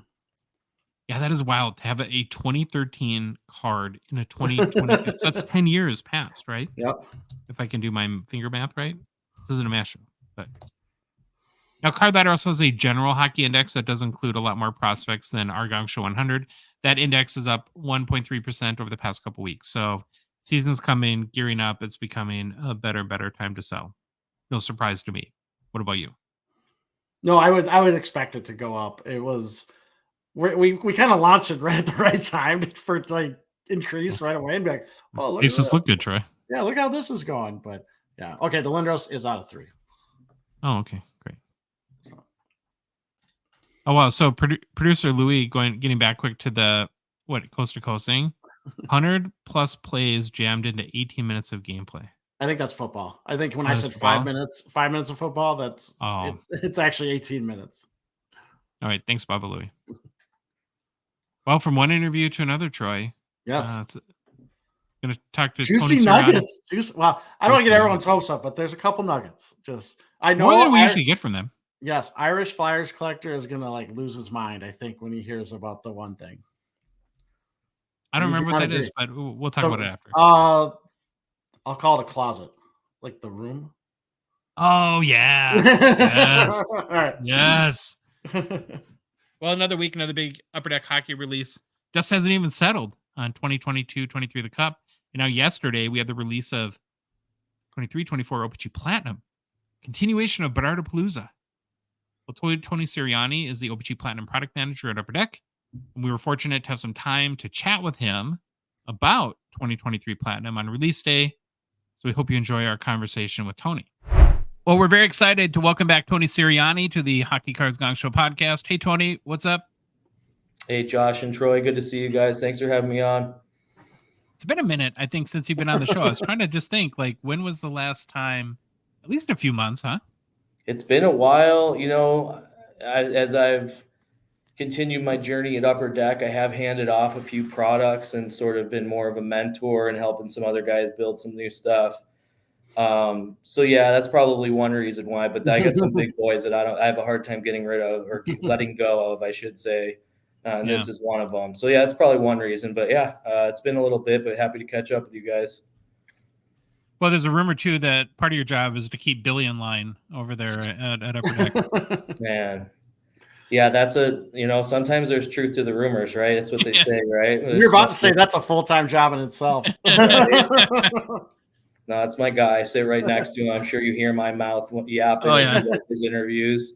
Oh, yeah. He always stops and looks over and he's like, I got to ask Tony something. Yeah, or like we got, Pat's, boisterous fellow. So you might hear Pat in the background. But yeah, it's good times. Love sitting next to these guys. Well, it's another big release day for you guys at Upper Deck with 2023-24 O-Pee-Chee Platinum coming out today. So first question, any worry or thought about releasing this exactly a week after the Cup? Yeah, timing is obviously we're late on this one. So just getting it out to you guys as soon as we could is key. Not ideal, but I do think it offers something very different from the cup, you know, a different chase, different price point, a lot of different things going on. So, you know, I think it'll work out okay. I did my finger math a little bit ago too, and it's the 10th anniversary of O-Pee-Chee Platinum, right? Yeah, that sounds about right. Yeah, it's pretty cool. Love that. Can't believe it's already been 10 years of the brand. That's amazing. I've been involved with quite a number of them. I can't say I was there from the very beginning. That's why I had to think about that. First year platinum would have been like, I want to say Dreisaitl year. Yep, 14. Those guys, yeah. Yep, 14, 15. Crazy. That's awesome. Yeah, so we're coming up on it when we get 4 or 5 out. But yeah, 10 years is it's flown by. Okay, so for someone that's maybe newer to the hobby, how would you describe O-Pee-Chee Platinum? So if they're learning about hockey cards, hopefully they'll have an understanding of O-Pee-Chee, or at least some, you know, idea of what O-Pee-Chee is. And it's really our chromium version of our O-Pee-Chee brand, which is a long-standing historic hockey brand. And as we know, like this industry and hobby and as a whole, the, you know, chromium cards are all the rage right now. They are the trendy, popular cards, and, you know, people love to grade them and everything like that. And obviously they're beautiful, colorful cards. So yeah, we want to deliver, you know, our version of that in the hockey world. And I would say that's probably my best definition of it. I mean, obviously there are chromium sets, but, you know, I take pride in saying I feel like it's sort of our main chromium product, our most long-standing, as you mentioned, hard signed rookie autographs, you know, in a longer lineage than some of the other stuff we've been putting out there. So yeah, it's sort of our bedrock chromium product, I would say, at this time. And it's one of 3 chromium products, if I'm correct. So Allure would be the other one, and then Stature, which we'll talk about in a little bit, is the third, right? I think, well, Stature's chromium-esque. I love the segue there. That there is, there's some chromium going on there. Different technology overall as far as the substrate and everything. But yeah, I could definitely get the reasoning why I think that, or the comparison for sure. Gotcha. Why? What do you think has made, in the last handful of years, O-Pee-Chee Platinum such a hit with collectors and so sought after? You know, again, I just think that, you know, chromium cards, again, like I mentioned, I think they're very popular. It's easier for like someone like you said, who maybe isn't a huge hockey collector. It's an easier translation for them to jump into that potentially, right? If, I don't know all of the Upper Deck brands, but I do understand what I'm looking for. I think hockey collectors are, you know, completists like most, and, you know, in this industry, in this hobby, you want to have the whole set. It's a great set to collect, similar to standard O-Pee-Chee, but also you have the rainbow chase and the player collector, right? So you can collect the whole rainbow of your favorite player, your favorite team. So it's a fun one that there's a lot of different ways to collect it. And I think that resonates. And again, just the long-standing brands, the longer these brands are around, and collectors just sort of, you know, we've watched this one grow a lot. In its earlier years, it wasn't as in demand as it is now. So it's great to see. But yeah, we understand that it takes time. You got to be patient sometimes with these brands. And I think this one is benefited a lot from that. Yeah, I think that's a good point, because what you hear about from people that were more active in the hobby than we were, going back to 14, 15, 16, probably even 17, is that O-Pee-Chee Platinum wasn't a huge hit right out of the gate. Like, you could have made a lot of money buying Connor McDavid, very cheap platinum parallel rookies that go for a pretty penny today. And so I would think that that's sort of the hard part in your role at Upper Deck, is when you guys launch new sets, trying to figure out, well, which ones just need a little bit more time to marinate, right, and which ones are just never going to work. Yeah, we try to pay close attention, and we listen to you guys, and we hear the feedback out there. And yeah, there's certain brands that we, you know, have you know, dug our heels in and said we're going to stick with this brand despite some leaner years and see it through. And there's others that, you know, we hear you guys resounding clear that maybe it's time to try something different. So I don't think this one was ever at that level, but I do agree. Yes, I remember that year. I remember going, you know, to even like the pack out for that product think I had Billy with me for that. It was a good trip. But yeah, like just seeing those cards, and then yeah, we had a good feeling that was going to be a good one down the road. But it did take the collectors to grasp onto that one. I would think like a set that comes to mind that may be on maybe a similar path where never was panned, but took a little bit longer to win over the hobby would be Allure, where it seems like every year kind of people are warming up to it more and more. I agree. Yeah, I agree. I think I've seen it too. We've seen it. We've watched it. I think it's to watch the evolution of that product, and I've gotten to dabble with that brand a little bit myself for the first time, which is fun. We'll be able to talk about that one soon too. Something a little different. But it's fun to look at the lineage, some cool new chase cards that have been added over the years with the 16 bits and the doubloons. And it's a nice alternative to platinum or a secondary sort of, the idea is that you should get a lure first, and that worked out the way we intended this year. It hasn't always been that way. It's sort of a lure is your first chromium, big, wide release, and then we come in a little later with platinum. So I love to see it, and a big fan of Allure, and happy to see people grasping onto that one more as well. Have you watched any breaks of platinum today, or did you guys get a chance to open your case that you do internally? So I got to look at one box. We are doing our group break with our team at 4:00 after this show, but I had to take a look at it before we discussed it. And I was very excited to check that out. I thought the product looked really nice. Heard a little bit about the GP break. Saw that video where they pulled a really rare Easter egg Bedard card. I've already seen one or two of the one I'm talking about is the pond hockey variant, super rare. It looks great this year. I'm so happy with the pond hockey scene. Rainbow, stock for that one. Beautiful card.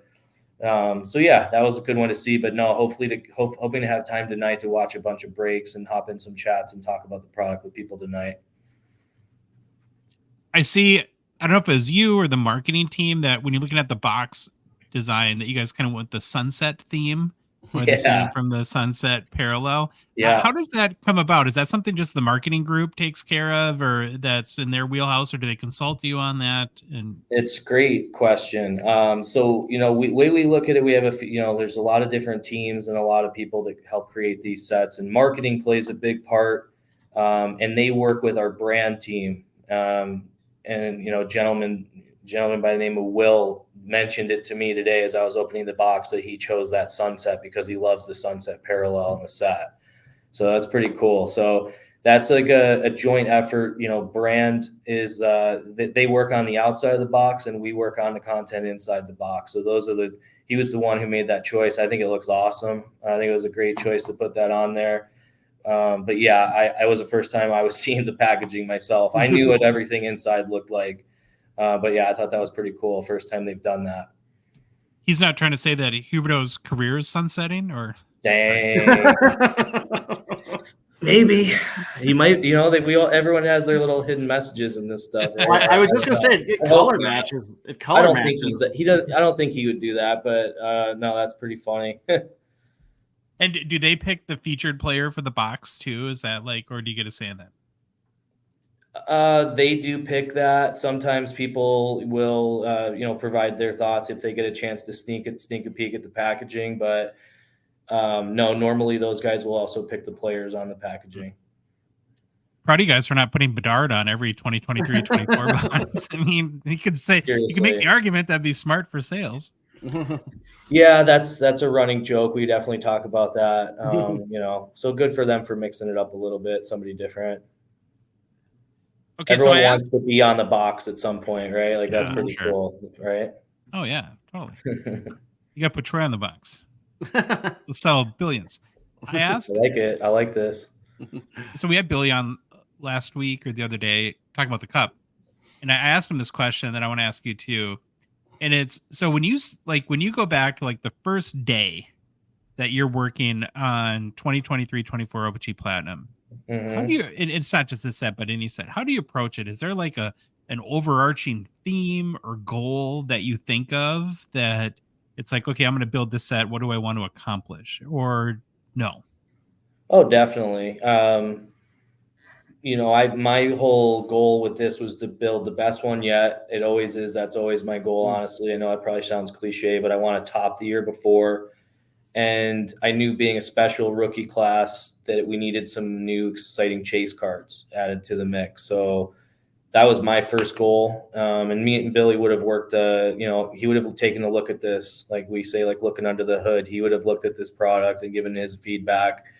And, one thing that I know he gave me advice on was add some more color parallels of your insert cards. So that was another thing. Yes, you've got like a sweet selections and showmanship. There's like 3 inserts. Photo driven's your third one on there. And we added some new chase cards, and I got to give credit to Billy on that. He gave me that suggestion. So there's some new different color. I believe it's pixel parallels for those that are serial numbered. So yeah, we've added more chase essentially. We've also added in our new bioluminescence out of 5. I came up with that one. Can't wait to see one of those in person. But again, being a special rookie class, it felt fitting to have a new layer of very rare chase in the mix as well.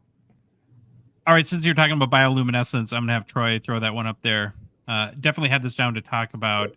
Beautiful. So explain the theme here.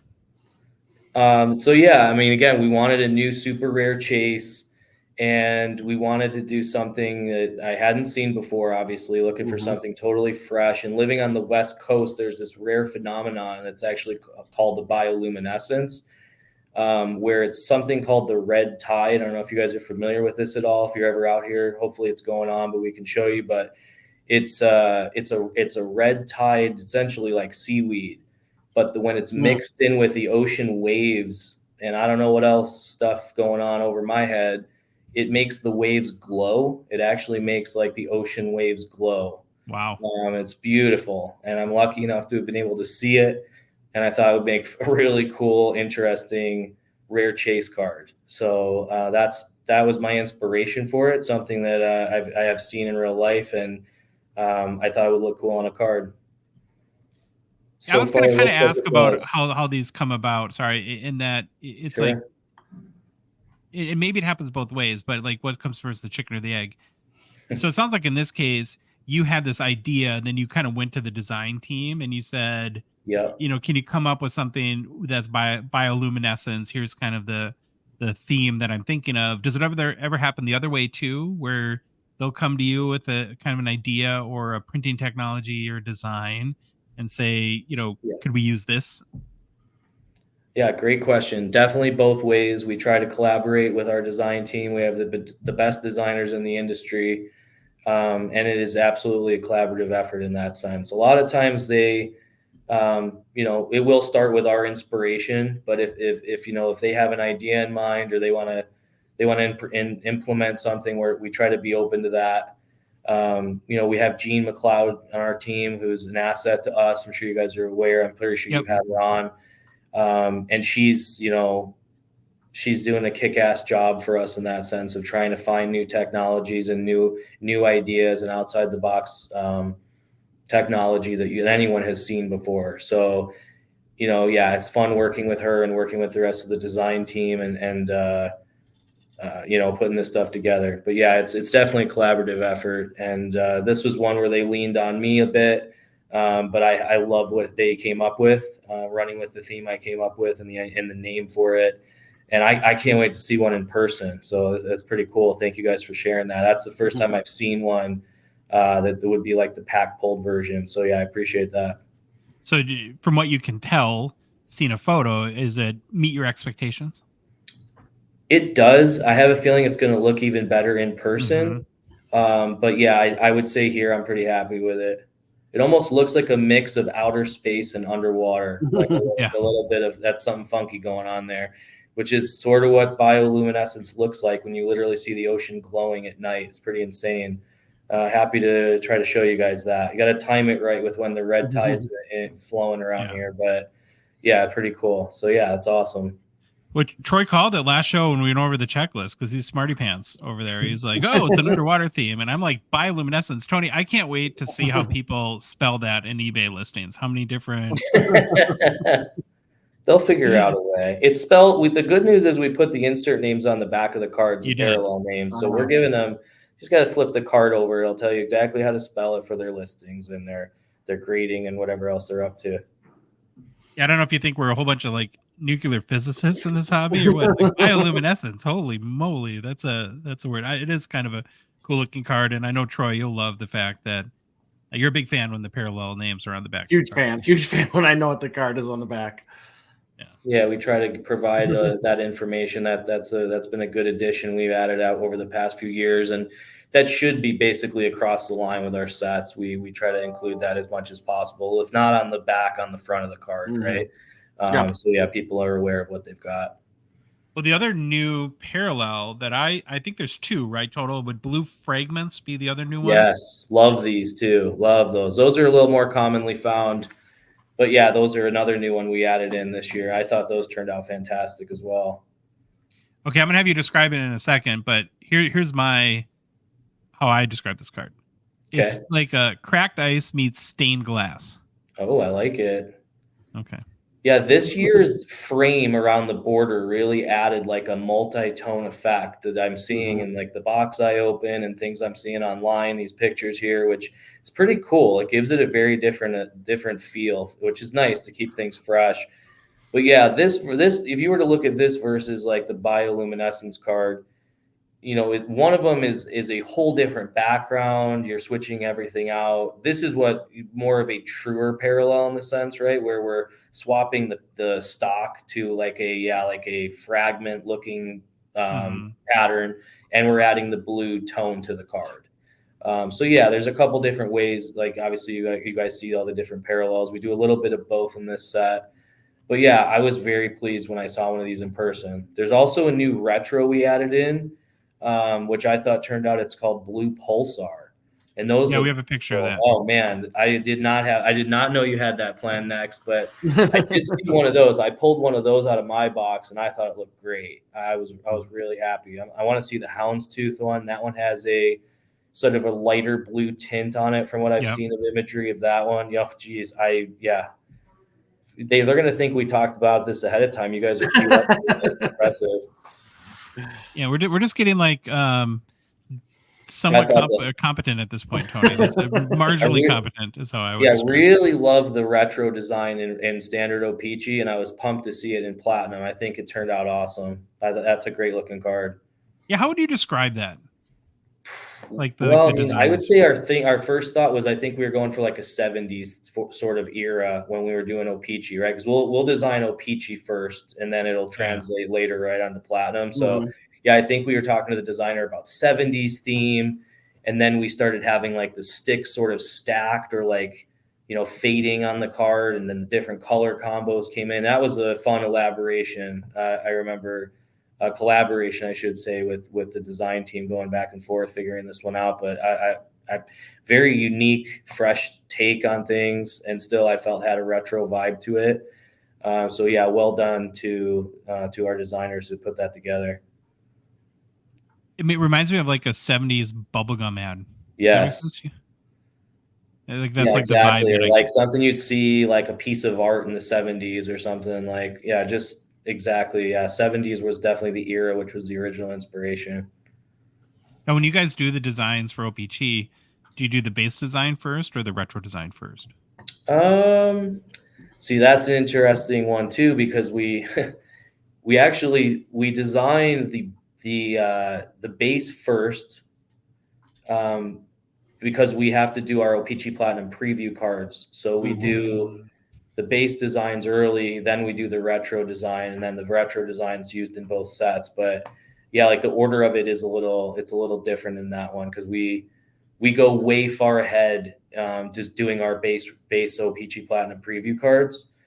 So that requires us to get ahead of like 2 years worth of base, and then we do a retro for that year that we're working on. So it's fun. Yeah, I have passed the regular O-Pee-Chee on to one of our other product managers, Matthew, and he's done a great job with it. I'm excited to see his first year of it come out, but we still talk designs and everything because, they're used still in my platinum set as well. So it's a little different process because we don't do a lot of sets like that where you're using the same designs and you're bringing them over to different substrates. We do it a little bit clear cut, a few things here or there.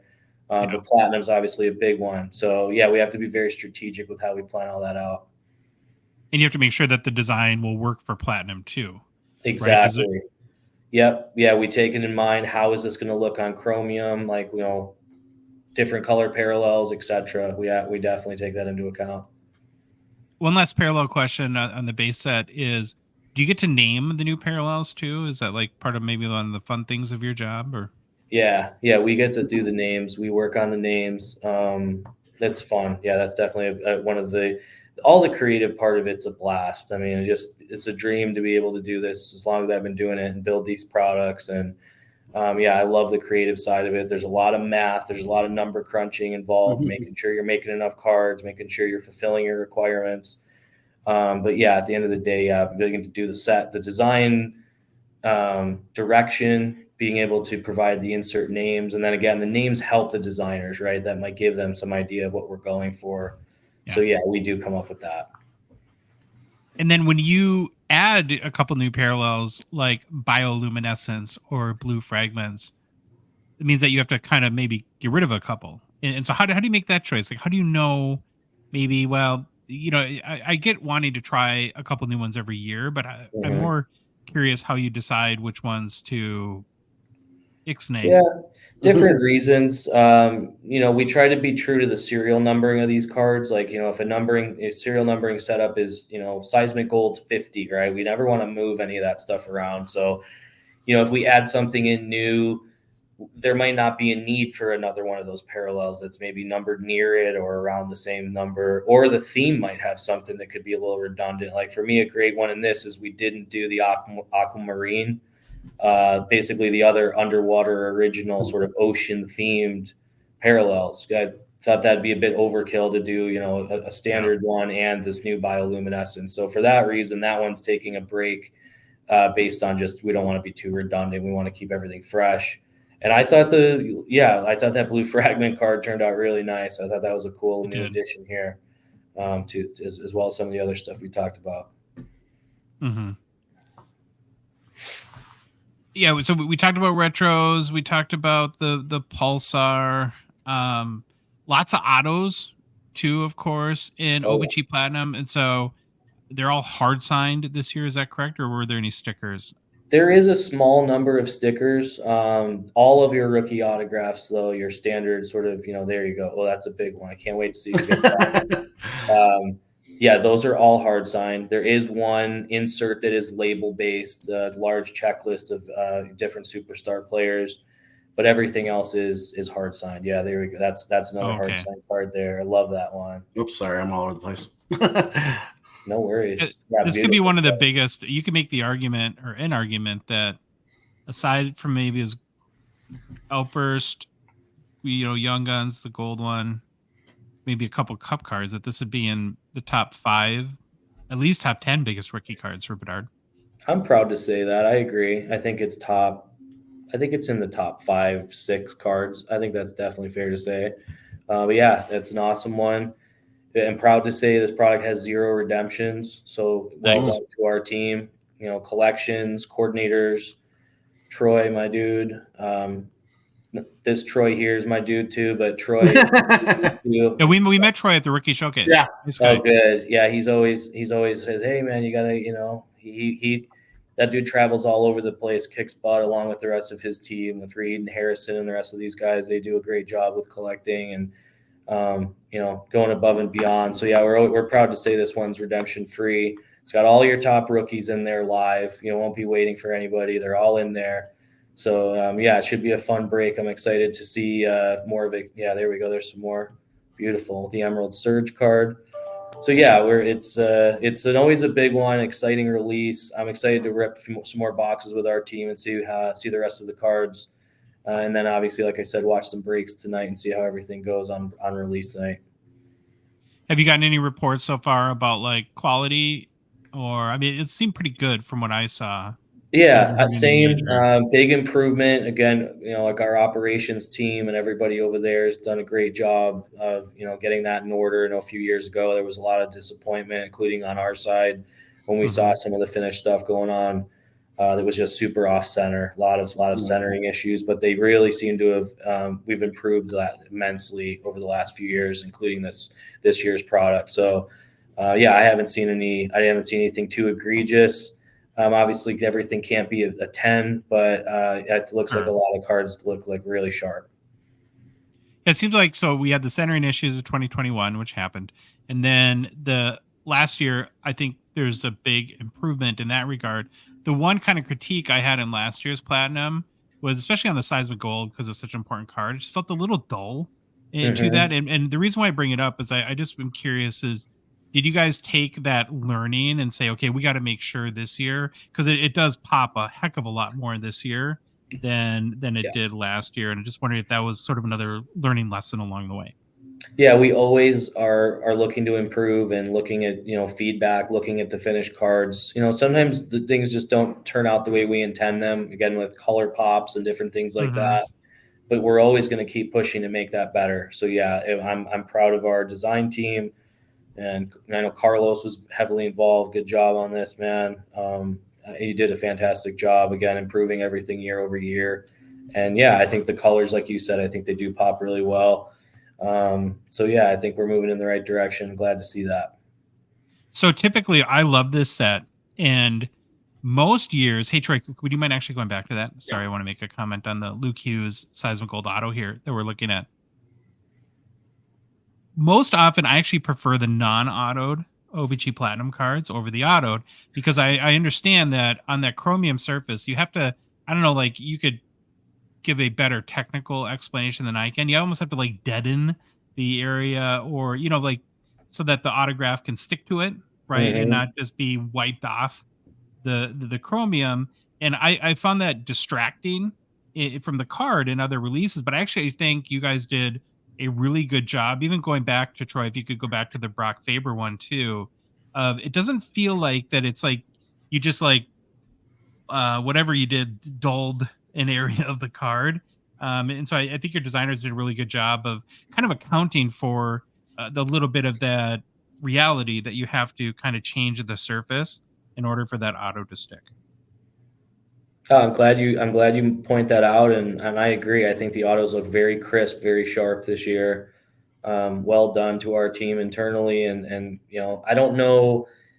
It's probably a combo. There might be some prep there, and I think there might be some pen adjustment there too. Maybe a different signing device. So whatever it is, I agree. They look really nice. I know a few years ago, again, we did have some issues with some streaky bubbling sort of stuff going on. So again, as long as we're improving, we're moving in the right direction. I hope everyone's happy with the results here. Do you guys have like a pen room where you just have like 10,000 different pens that are all labeled and you can run like scientific experiments with signing autos on cards or anything like that? Yes, there is a pen room. Really? Yes. Oh, that's where I want to go. I think I'm allowed to say that. Yeah, there is a pen room. I have been in there. It is a room full of pens and different things for signing. Yeah, pretty wild. Oh wow! If I ever do a tour of Upper Deck, that's the first place. You didn't think I was going to say yes to that, did you? No, but I'm that happy. might be the first story we've ever broke. Maybe. Yeah. Oh, wow. There's a pen room. There is a pen room. I love it. Nice. Okay, so you mentioned pond hockey. I don't know, Troy, if you can do like a quick Google search to find if any examples have surfaced. And the other kind of chase card that was on the checklist, but the NHL Shield variation, are those the main sort of chases, or is there anything else that? Yeah, so I mean, I always liked beautiful too. I haven't seen one of these in person yet. So we did 3 Easter eggs, and I think we may have just sort of let everybody know, but if not, I'll just let you guys know now. So you mentioned, yes, we did the pond hockey marquee rookies. We have the NHL Shield variant, and we also brought over the O-Pee-Chee Premier cards from standard O-Pee-Chee and did a chromium version of those cards as well. Really? So we 3 did, yeah. I don't know if I've seen any of those on eBay yet. So yeah, you got 3 different ones to look for, which was another thing you asked earlier. You know, thinking about this set, getting prepared to work on the Bedard Year of Platinum. I knew we needed to add like a new or a third layer. So that's why we brought in all 3. This is a classic one from a few years back. The Pond Hockey, we just pivoted to just be all rookies. So that's just going to be all loaded stud rookies from 23, 24.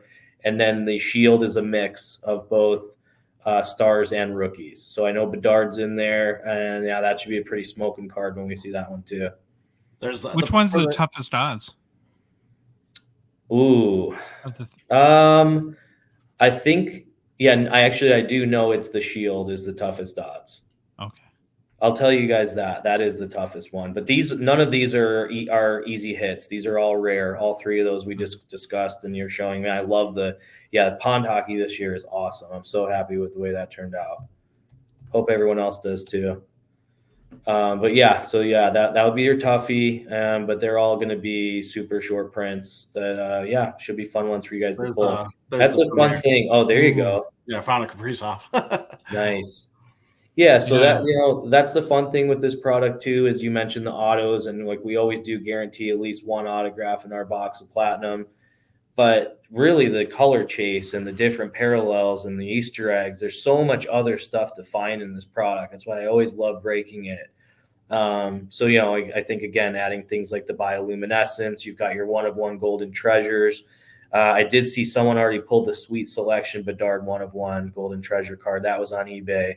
So that's pretty cool to see someone pull that release day. But yeah, there's just a variety of other highly sought after, beautiful chase cards in this set that don't need an autograph. So I'm proud of that aspect of the set.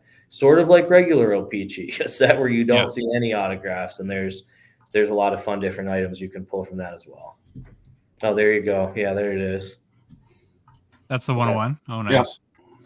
Yeah, you can see the 1-of-1 down by his skates. So there's a little stamp on there. Yeah, this one being the design the way it is, it's full bleed color, so you don't have really a lot of elements where you're seeing the chrome, the pattern show through. But I think in person, I bet you'll see that golden treasure pattern running all over that card, which is pretty awesome. Nice. I can sort of see it, but I bet you in person this card looks insane. The golden treasure pattern is kind of like brushed metal, right? Is that a good way of gold?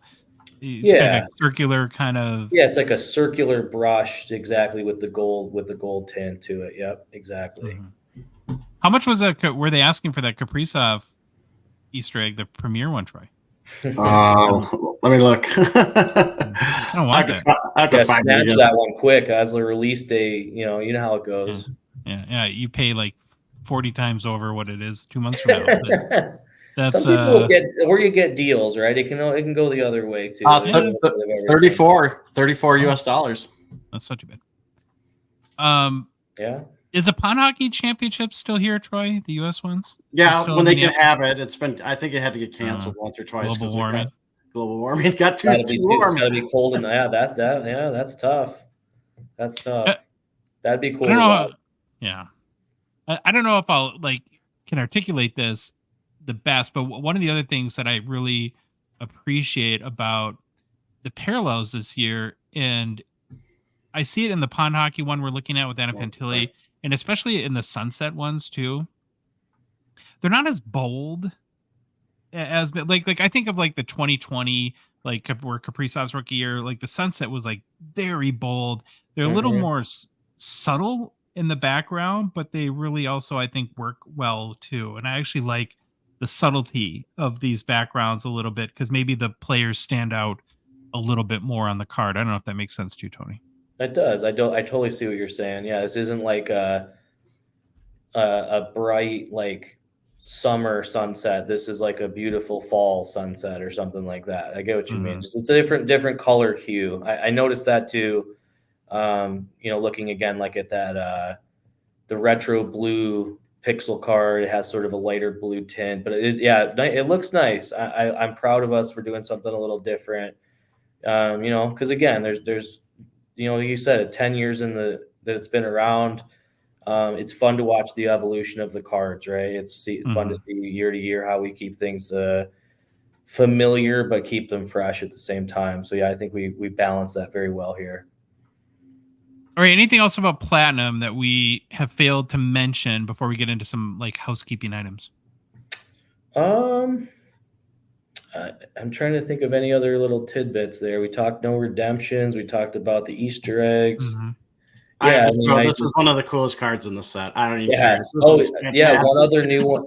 You mentioned it and you showed it. That actually, we have done the cosmic autos before, which again, I think this one looks fantastic. But this year's is the first year that you'll see a sunset auto, and you showed a picture of one I'll show before. it again. So that was a new layer of auto chase we actually added too. So that's another fun one to look for. And I do think the card looks fantastic, and it works well with the packaging tie-in. First year that you can find the sunset rookie autograph cards.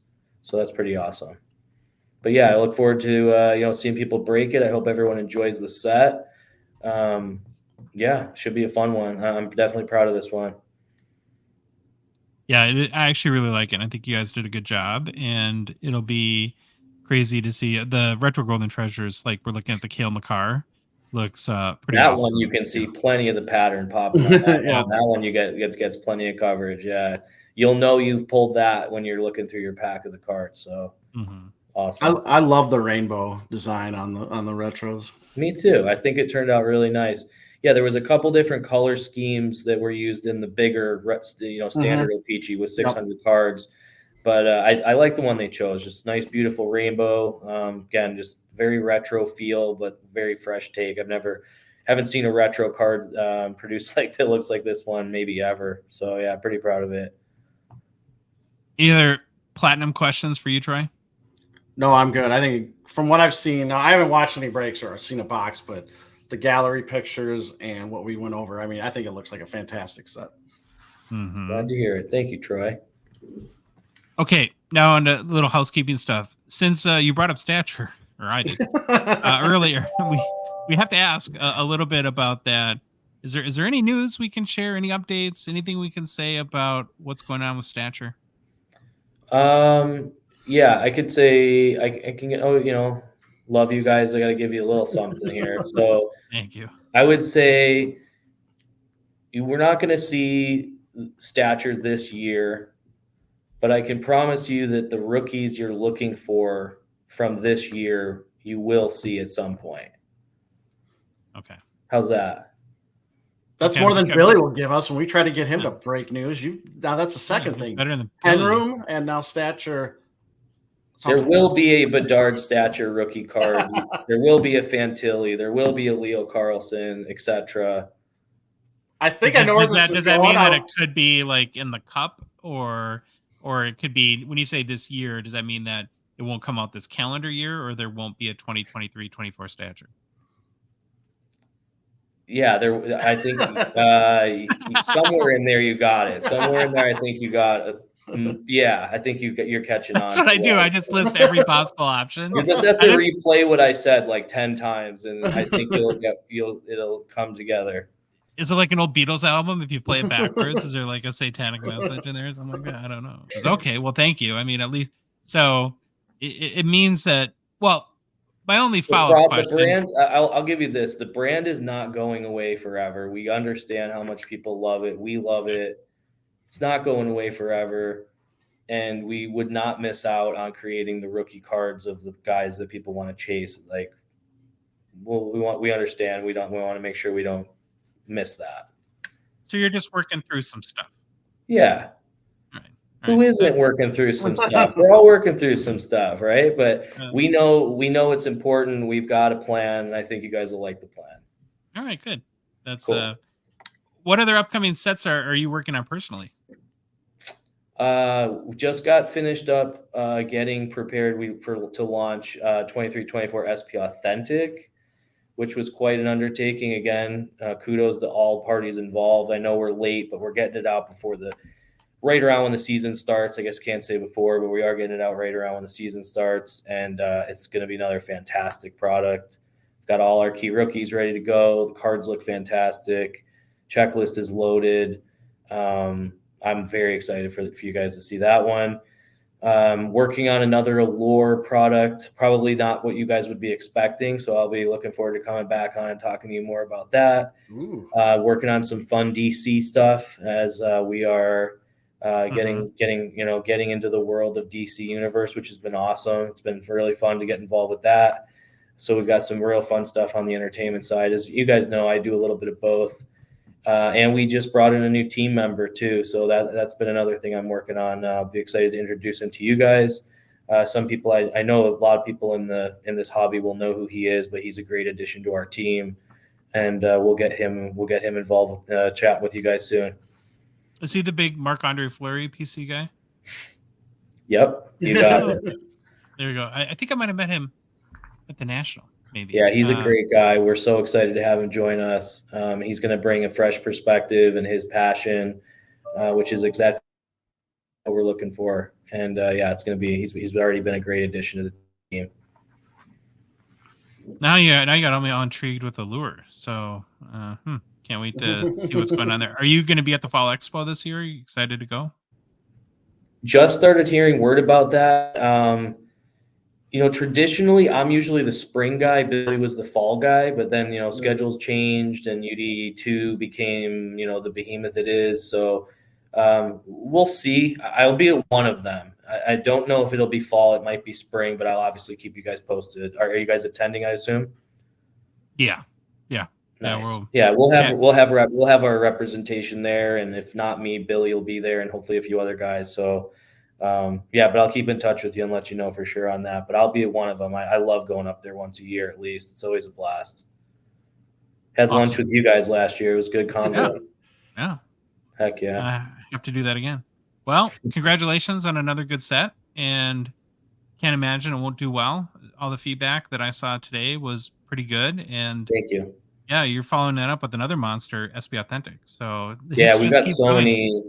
We have a lot of fun stuff coming out, like you said, maybe a little more on top of each other than we'd like, but I'm hoping everyone enjoys all the stuff that we've got coming and that we've recently released. So yeah, appreciate it.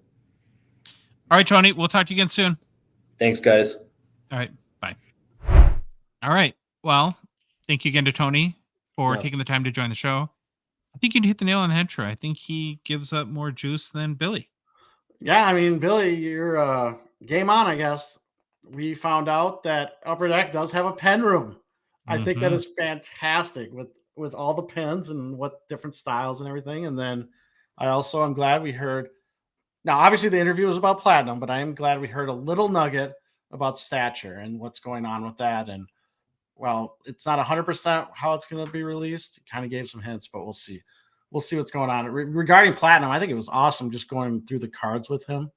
And it's funny how they see, they see the designs, the previews, but sometimes this is the first time they're seeing the actual finished product when they're getting shown pictures or they're looking at the gallery and stuff. And like we said in the interview, you've watched a lot more of it than I have. From what I've seen, I've been really impressed with it. Maybe the more I watch, I didn't see a lot of quality control stuff, but I'm sure it's out there. But it seems like they've gotten that kind of righted the ship a little bit from, was it 2 years ago? Was that 2021? Yeah. Do you think Upper Deck would let us do a show from the pen room? I don't know. And it's just us signing our name on various different things and seeing which pens we like. And then me complaining about logos not being color matched to the cards. Live from the Upper Deck pen room, it's the Hockey Cards Gongshow podcast with Josh and Troy and BB Blueby. I don't know. Well, I guess another set in the books, and more stuff is coming too. Holy cow! I think from what I saw, there's a week break, and then we have Metal Universe. So we'll have Bedard, Precious Metal Gems. Then a week after that, Troy, Series 1 already. Can you believe Series 1? Series 1, yeah. A few weeks away. Oh my God. Maybe I took this the wrong way, but Tony mentioned Allure also he's working on, or it'll be, and he made it sound like there's going to be some changes in Allure. And I don't know. I got a little excited, but I'm going to keep my thoughts to myself for now until I see more. But I get nervous on that because I kind of like the groove that Allure's in, but we'll have to see. Well, that's the way I thought it was going. Like when I put in our chat during it, I was like, "Oh, this could be awesome," but I don't know. It's not like he said. It's Just guessing. Mm-hmm. Well, getting back to the cup and new product releases real quick. The cup's only been out a week, but you know, Yep. curiosity strikes, and I wanted to take a peek, a small look at the early sales to see what's hitting collectors in the hobby fields and their wallets. So far, per Card Ladder sales history, Troy, I count 722 sales of 2022-23 cup cards over the first week. No idea what that means. I don't know. You know, sometimes numbers are fun, I guess, but 722 sales. All right, I can see the excitement on your face. We're going to get right into it. Now, remember, any sale made by eBay, which happens to be all of them at this point, well, they're all verified as paid for in Terapeak. So here is the top 5 very early sales from 2022-23, the cup. Don't be scared, Troy. It'll be okay. I'm ready. Coming in at number 5, a Wyatt Johnston True RPA at a 99 raw sold for $1,389 via eBay on September 24th. Very nice patch. Yep. No, it's Dallas, but yeah. Like that card. You a fan? I'm a fan, big fan. I actually like the patch. It's got the breaks and all that stuff, but it looks cool. The number 4 highest selling card is former Ooh. Toronto captain John Tavares. His NHL Shield patch auto 101 raw sold for $1,411 more than Wyatt Johnston via eBay on September 21st. I don't like the auto on that one. The auto, I'm not sure I'm a fan of the picture either, but That's just sort of like what, looking back. yeah, it's Like, how does my butt look in it's these getting into breezers? Carey, whatever Rowski vibes. He's going to AM34. He's like, how does my butt look in these breezers? That's what he Yeah, said. Louis made a great point. The shield's like off-centered. Mm. It kind of drives. I wonder if you can like, kind of bang the card down and have it move where it should be. Louis is a little OCD too. Like if you're driving with him and there's like a can in the cup holder, and you know how sometimes like they vibrate and make a little noise, Yeah. goes bananas, loses his mind. It's kind of funny. Number 3, new Toronto Maple Leafs captain Austin Matthews in the Adidas logo autograph booklet 101 raw sold for $1,650 by eBay on September 24th. Oh, say goodbye to the logo booklets because there ain't going to be a Fanatics one next year. Yeah, So. ain't gonna be a Fanatics one. I don't know. I almost want this card chopped in half. I mean, to be honest, the Adidas does absolutely nothing for me. It's a soccer company. It's always kind of been weird that have a hockey jersey. You know what? This has kind of the show vibe with the white. Yeah. Corners are pretty beat up, but I guess you don't care at a 101 book. Yeah. For number 2, we go back to Wyatt Johnston. His gold cup RP at 12. Raw sold for $2,100 in September 24th via eBay. Another nice patch. Strings. I like it. don't like it. That thing's been used. Mm-hmm. No, it hasn't. It's been used in a photo shoot. Oh, it's just these are photo shoot. Mm-hmm. I quit. Number 1, Juraj Slavkovsky, true RPA at a 99. Do I have to show this? Yeah. Why? Oh, yeah. Why. Everyone knows why. Everyone knows why. Family show. Pretty solid patch. Yeah. A beautiful patch. $2,950 via eBay on September 21st. You're hoping for a big season out of Slavkovsky when you're dropping 3 stacks. Yeah. On one of his cards. I kind of like that they went with like a different jersey than we're used to with the Canadians. I like the Canadians baby blue. I'm a fan. What are these called? Are these like color flows? Are they just an alternate, a third jersey? I don't know. Is it reverse retro? Is that what? Are they reverse retros? Yeah, that's probably what I was trying to think of. Color flow seems like it's the wrong sport. Any surprises for you on the list? No, I mean, maybe. No, there's not actually. Now that I read the list again, it makes sense. The cards are really nicely designed. Yeah, they look great. Got to give Upper Deck props there. Okay, we're going to move in, bring Baba Louie back on, and we're going to move into our Fanatics Collect weekly preview. Of course, Fanatics Collect is a Gongshow partner sponsor. We're truly grateful for their support of our show. The Holy Grails auction took place Tuesday night. I don't know if there's a light. Louis was over, and we were working on stuff. And we're like, oh my gosh, the Holy Grails is going on. It was like, 45 minutes, an hour after it started. And then it seemed like it was over. But then there's all these videos of like Tom Brady and Logan Paul and a lot of like famous people were there, but I don't know. I still haven't pieced together if the auction was actually like broadcast. Do you guys ever see anything? I couldn't find anything. I looked today. I couldn't find like a replay of it or anything.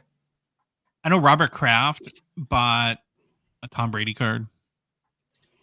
Feels a little cliche. Robert Kraft looks like he's about 9,000 years old. Yeah. After that, we'll call it the massage scandal, he seemed to age pretty quick. Did I ever tell my Dave Thomas story on the show? Is Yep. it a good? Is he nice? Is it No, Dave I Thomas, did, the Louis. Wendy's guy, the adoption guy? Yeah, Wendy's. Yeah. I told the story. I don't know. I think so. Okay, But tell it again. Oh, Just roll with it. Is this where your wife didn't know who he was or something? No, that was Randy Boss. I was the caddy master at Hazeltine National Golf Club, where the U.S. Open. And on Monday, they had corporate events. Every year, they had the Wendy's golf tournament there. And then they'd bring out celebrities and customers. I don't know who. Well, Dave Thomas would play. And at the time, he was still doing the commercials. It was shocking how much older he was. And like, I don't know. Gotcha. They had like award-winning, like Oscar-winning makeup artists that had to have got this guy ready for those commercials, because he was like literally 1,000 years old and so hunched over. Like, I don't like, they had to like tape him to a stick to put him on TV. I think that was crazy. Okay, yeah. Well, it was the Holy Grails is cool. I guess we don't have big enough pockets. We weren't there, but again, it's awesome event, and it's Fanatics pushing the hobby forward again. Well, you must have thrown away our invitations, Troy, because I was trying to look for them the other day. We don't get it. We don't get to go with the fun stuff, the cool stuff. Well, if you're just like regular Joes like us, and you're looking for an easy and lightning fast way to get your cards graded, check out Fanatics Collect, as they're offering on-site grading now in their Oregon facility by CGC. So CGC opened up an office at Fanatics Collect, and for as little as $9 and quickly as 1 day turnaround, you can get your raw cards that you submit for auction, the Buy Now Marketplace, or your Fanatics Collect vault graded by CGC. It's not a bad option. And then too, like if it's less than $120, you only pay 6%. So you could take a raw card, get it graded, put it in Buy Now Marketplace, and you know, if it's a little bit of a lower end, like $100 or less card, do pretty well. In that regard. And I would like to say, don't worry, listeners and viewers. I heard Josh say it. It's okay. You said Oregon again. I know I'm going to get a message. If I don't say anything, someone's going to message me, and it's like, how did you? I said Oregon or Oregon? Oregon. Oh, Oregon. Sorry. Yeah. Okay. Then finally, the current weekly auction based on Oregon is live and ends this upcoming Sunday night. Troy, Louie, and I have each picked out our favorite vintage of modern card from the auction to chat about and highlight. I'll go first, as I always do, with my favorite vintage pick. I picked a 1923 V145-1 Patterson Frank Clancy, rookie PSA 5. Now, my favorite aspect of vintage hockey cards is kind of like we talked with Ken, getting the opportunity through the cards to learn about the history of the game, of hockey, its play, and the players that helped build the game to what it is today. So here's another opportunity with this Frank Clancy rookie card from 1923 Patterson. That also includes, for reasons I will never understand, the V145-1. It's like a fighter jet model or something like that. Not a hockey card. Many will likely have a greater recognition of the name King Clancy, as was the nickname commonly attributed to Francis Clancy, who lived, Frank Clancy, from 1902 to 1986. Francis got the nickname King from his daddy, his father, who was a football player with the Ottawa Rough Riders. I think DMX played for that team too. In the early 1900s, football was not snapped by a center like under their legs like it is today, but it was something that's called heeled back from the line. And the elder Clancy, I guess, was pretty good at healing the football. I don't even understand what healing is. Well, Louis, for you, heal, it's like the heal your foot. He didn't like help sick footballs feel better. That's not what I mean by healing the football. So they called him King of the Healers, which turned into King. Then somehow the nickname transferred from the son to Frank too. So that's how Francis Clancy became King Clancy. All right. Now, what I want to know is, do I win like some sort of award for the longest explanation of a nickname ever? Because I think I might. You should nominate me somewhere for that, Troy.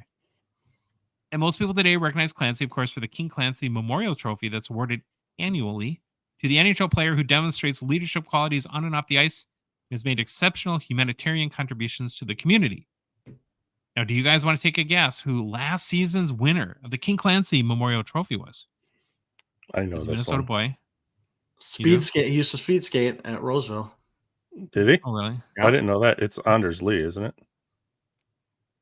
Oh, yeah. Anders Lee? Is that how you say Anders. it? Yeah, Anders. Good What gave it scam. away? Cake eater? Yep, that helped. But Yeah. Anyway, Minnesota will get that one. So now a little bit about King Clancy. He was a diminutive defenseman, also one of the league's best players during his time. He helped his hometown Ottawa Senators, Phil's Ottawa Senators, win 2 Stanley Cups and then won a cup with the Toronto Maple Leafs too. So we're going to pause for a second and let Phil's head finish exploding on that one. Right? is this back when Ottawa was good? Ooh. This was like NHA, wasn't it? Was this NHA times? Shots fired. I don't know. Shots fired. Your first shots fired on the show, Louis. Congratulations. Thank you. Okay, you guys got to hear this. And this made the whole card beautiful to me. So I remember King Clancy, very small, diminutive defenseman. This recalling of him from hockey broadcaster and historian Brian McFarland is fantastic. I'm going to read the quote. Although he was one of the smallest defensemen of his era, he was tough and fast and would not back down. It was said that King Clancy started 1,000 fights and never. Is that amazing? That's pretty good. Clancy's in the Hall of Fame. In 2017, he was named as the 100 greatest hockey players of all time. The card itself has kind of like a sepia tone to it, giving it that vintage or like almost like Wild West, like Jesse James sort of card feel to it. It's a portrait. There's some wear in each corner, but the wear is fairly even. Left to right centering is, okay. A little bit off, but pretty good. Top to bottom, tiny bit off as well. Overall, I think the card has great eye appeal. He's got like, might have like Crohn's disease. You see like the shading around his eyes. Yeah. Yeah. It's Probably kinda just like maybe he had 2 black eyes. I don't know. Yeah, could have. Well, the PSA 5 pop on this card there's 7 copies. PSA 5. Okay. Only 5 copies graded higher, so not a lot to choose from. Last sale of 1923, V145-1 Patterson Frank King Clancy PSA 5 was this exact copy in March of 2022, when it sold for $4,900 US. Is also the all-time high. Got a current bid? $525 US. We're well off that right now. We are Out of time. well off that. Out of time. All right, Troy. All right, You're next. I'm ready. You're ready. Let's do Here it. it is. Oh, sorry, YouTubers. 1978 O-Pee-Chee hockey. Mike Bossy rookie card, number 115, PSA 4 grade. Okay. I want to highlight this card because obviously it's a rookie of the best goal scorer in NHL history. We talked about that with Ken Reid. I got a lot of references, unintentional references back in the show. You think for the next like 100 shows, we're just going to reference? well, Ken Reid likes that. Well, he dropped enough knowledge that we're gonna every show we probably will have some tidbit we can trace back to that interview. So we have talked about Bossy a lot on the show. I'm not gonna go over all his accolades. Just the best pure goal scorer in NHL history. I know I'll get hate mail for that, but that's my opinion. Card is graded a PSA 4. And why I wanted to look at this card is if you've ever looked at a lot of Bossy rookies, O-Pee-Chees, PSA 4s, they usually do not have centering like this. No. This centering is actually really, really good for this card. So there's some trade-offs, but I just kind of want to examine this card. So usually you see in this grade, obviously bad centering. And while this card is not, I'm going to try to zoom in for our YouTube viewers, it's not perfect, but it's pretty good looking. The color on the card looks really nice. Edges and corners all look really nice. There's some rough cut on it. The issue on this card, where I'm guessing it got the 4, is if you look on his underneath the Islanders logo on his jersey, you can kind of see it there. I think there's probably some surface issue going on. And I think that's where the 4 comes in. Now, if I'm just looking at the couldn't even see that until I had to like examine and look for it. I mean, if I'm looking for a good copy of this card, this one might be one I would go for. For PSA 4, that actually has halfway decent centering. And good edges, good corners. But if surface issues drive you nuts, I think that's where the grade is. Because I've looked at other bossy rookies and I don't see, it kind of looks like ice, like on his shin pads. You can see he's got, or on his knees, he's got some ice. It kind of looks like that, but it's not. That's not on the card. That looks like it's like a residue on it. Maybe, but I'm pretty sure that's where the 4 came in. Now, another thing too is if you look at the border on the left side with the black. If you look down here, it looks thicker at the bottom left than the top, so it might be a little cockeyed. Tilt is what Jeremy Lee calls it. Tilt, little tilt on it. Cockeyed works too. I think cockeyed is the scientific term. So there might be some of that too, but man, I just look at this card like PSA 4. It's not gonna go for a lot of money. But it's a really nice copy, even though I would hate to tell you that and then get it in hand and boy, you see where I'm pointing out that surface issue. Might be maybe the picture does. I don't know. I think this looks really nice for centering, coloring, edges. It just looks really nice. Can you zoom in on that more? On where I think the surface stuff is. Excuse me. Yeah, it looks like there's something there. Because there's your copies where you'll see that's just that dark blue. But hey, I mean, this might be a great card for someone getting into the hobby. They want to get a Mike Bossy card, or maybe you want to get your kids something nice, cheap of a great player. This might be it. Well, I always think about in these situations, if you crack this card and it's raw, so if you show this card to people and they see the 4 right away, it automatically creates a perception with people. If this card is raw, I think that perception wholly changes. You know what? I just thought of this because you said that. I win this card. I'm cracking it. Send it off to Kurt's Card Care. I bet he can fix that. And then look at that. Your PSA 4 is, and I wouldn't even need to regrade it. If it bothers you, just go get it fixed and it's good to go. All right. PSA 4 pop count of this card is 153.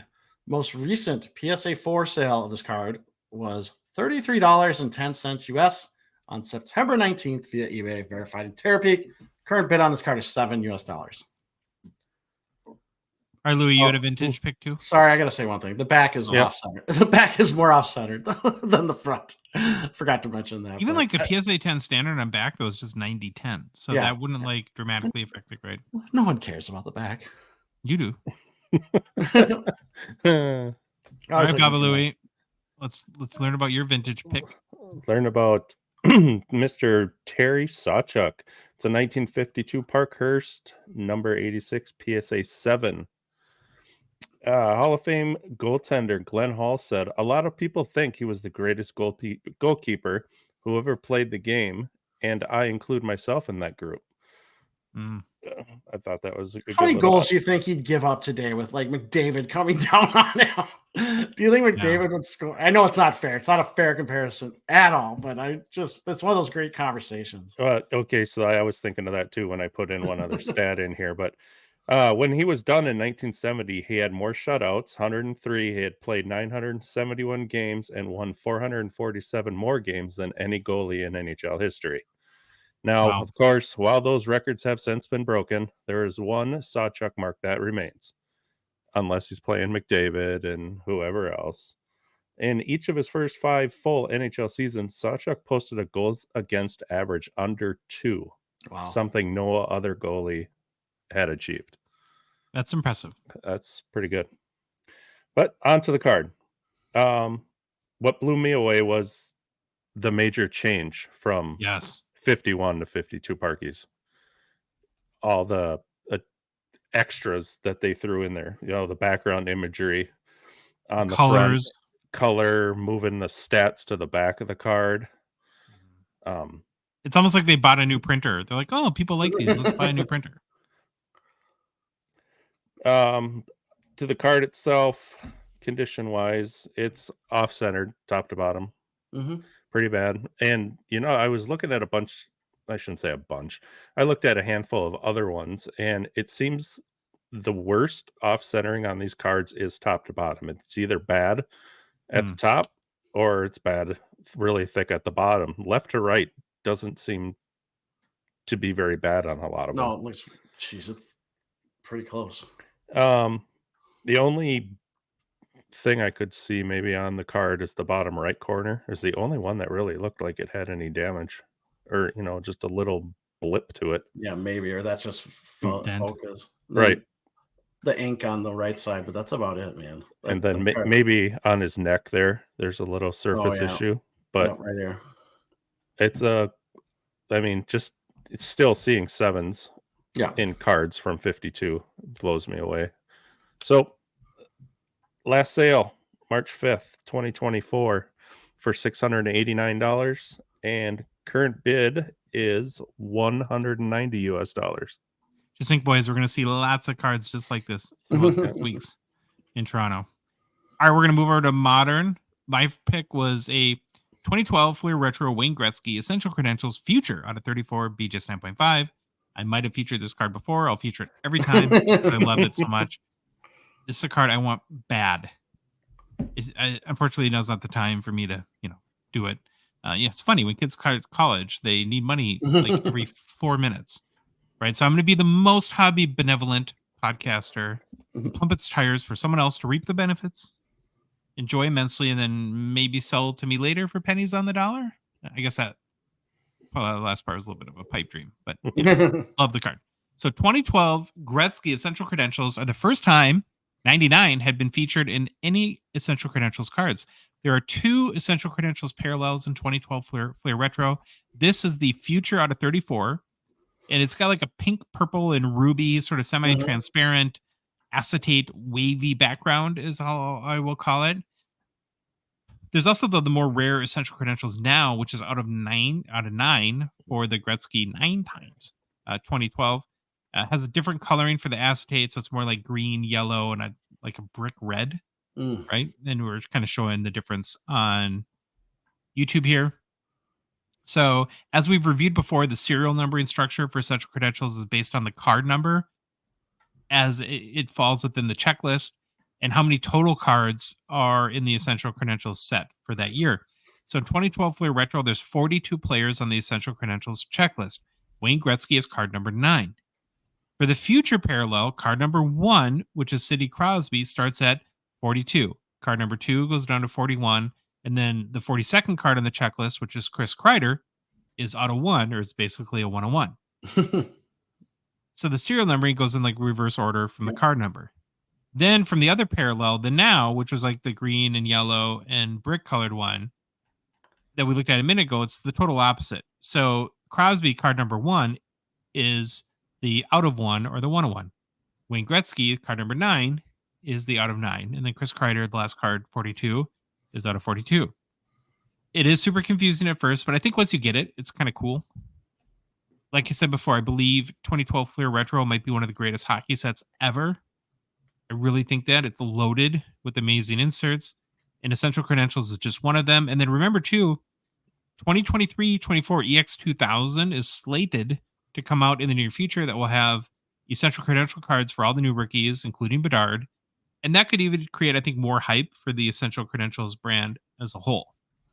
So it might be a decent time to pick up a card like this. The last sale of any copy of the 2012 Fleer Retro Wayne Gretzky Essential Credentials Future out of 34 was a BGS 8.5 that sold this past July for $1,824 US. BGS 8.5. Check this out. You're not going to believe it. All-time high was another BGS 8.5 copy sold in May of 2022 for $18,100 US. So it's like down 90% since its peak.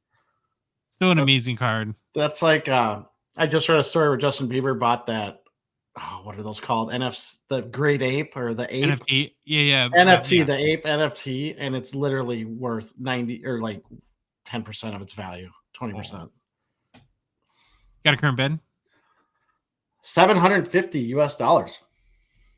You got the next one, Troy. I do. All right, here we go.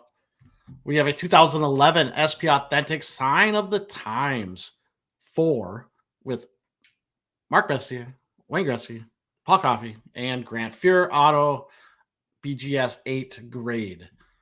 Now, are you guys? I am such a fan of Sign of the Times 4s, 6s, 3s. I love these cards. I've always thought they looked really interesting. I don't know why. I just like having a lot of autographs on a card, I guess. I don't know. Are those love hard having sign or autos. stickers? I don't think they're stickers. I think these are. Oh no, they might be. I don't know. Doesn't the Messier look Unclear. Mhm. Unclear. I do not know. I What like were you when they gonna say, do Luke? cards like this, but I don't like it when they just stick with 4 and keep, or 3 or 2 and keep them on the front. I don't like when they go to the back. Yeah, when they Oh, flip like it the over. 8. Yep, the 8s, 6s. This is the big 4, though, right? I mean, this is like the one to have if you're a fan of the early 80s. See, I was thinking about that, and I was like, I think they also made a 6, but they had like Glenn Anderson on it or Yeah. something. But I want the line, so it'd be like Gretzky was with Curry, and I think Esa Tikkanen one year, and I can't remember who he was with the next year. This is like in the mid 80s.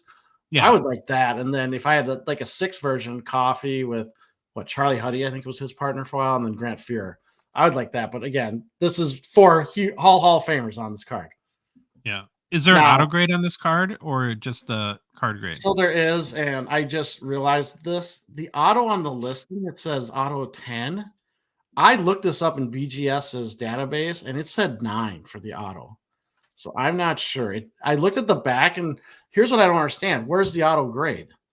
It usually is on Weird. the back, right? Yeah, it's on the back. This doesn't have anything. So I'm just as confused as anyone. So if you're interested in this card, take the serial number of it underneath the Beckett number, and then type that into Beckett's site. You'll find what they have in their database. But auto grades are stupid to begin with. Come on. Yeah, I mean, the Those are autos awesome are autos. fine. Besides, like Wayne's W here might get knocked for that, but they look great. Grant Fuhr, looks like a nice auto, less shaky. Like as he gets older, it gets a little more wobbly. And now the one thing about this card, I brought this up before on these. This reminds me of a Leaf card sometimes because Mhm. there's no logos on it. Besides, you could barely see the Oilers logo on Gretzky's helmet. Or if you go to the back, obviously it has the Oilers, but it always reminds me of an unlicensed Leaf card at times. But I can get over that fact with these 4 autos on there. Gretzky's got the Ken Reid Jova. Yeah, he does. Are we going to Hey. need like a Ken Reid counter for every time we fangirl over Ken Reid now? Oh, I'll get my bells out that Neil sent and I'll start banging on those again. All right. So, and the only issue or condition thing I saw, bottom right, you can see a little chip, but Mhm. nothing drastic. It's out of 10. So BGS shows that this card has been graded 3 times with them. There's 3 copies with them. 1 BGS 8 and 2 BGS 9s. This is the 8. This exact card sold raw on eBay, verified in Terapeak on February 15th of 2022 for $960. I'm curious to see if it will beat that. Its current bid is $270. Good chance, I would say. I would say there's a good chance. Last You're card is spot all on. you, Baba Louie. Yeah, you're spot on too, Troy. I just looked it up on Beckett's site, and It shows a 9 auto, but Shows there's 9 auto nowhere on the grade. card. It doesn't say anything about the auto. No. All right. Bringing up the rear. 2021 Upper Deck the Cup limited logos. Ray Bork patch auto.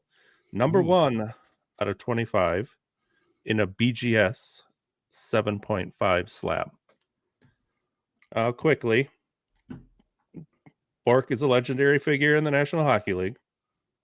He's set records for most career goals, assists, and points by a defenseman. His career spanned 21 seasons, during which he scored 410 goals, 1,169 assists, and 1,579 points. Was inducted into the Hall of Fame in 2004, and his number 77 was retired by Boston and Colorado. After an awesome 21-year career, Mr. Bork finally achieved his dream of hoisting the Stanley Cup in 2001 And you guys have to remember it too. It was a day that I'll remember forever. Watching and listening to Mr. Gary Thorne say, as soon as Sakic handed him the cup right away. After 21 years, Raymond Bourque, and nothing but crowd noise. Everybody going nuts with him finally skating that thing around the ice. Can I ask you a Ben quick question about that? I was say Ben Cooler if he did it with Boston. Would have. Troy and I have a little bit of, angst towards the Colorado because they tend to mess things up for our Wild. Our Wild mess things up for themselves. But how do you feel about the Avalanche? Do you hold a grudge against them as a Wild fan? I can't stand them. Oh, there you go. Thank you. No, don't like them. Like them at all. Forced Waugh into retirement. That was a great day. Nice. Remember that all right. one? Yeah. All right. Anywho, on to the card. For you bookend people, this is number 1 out of 25, so that might interest some of you. I love the 3-color patch. Sweet patch. Corners and edges all around on this card is what I found to be just what was the worst, why it got that. Obviously, if I read, it says corner 7 there.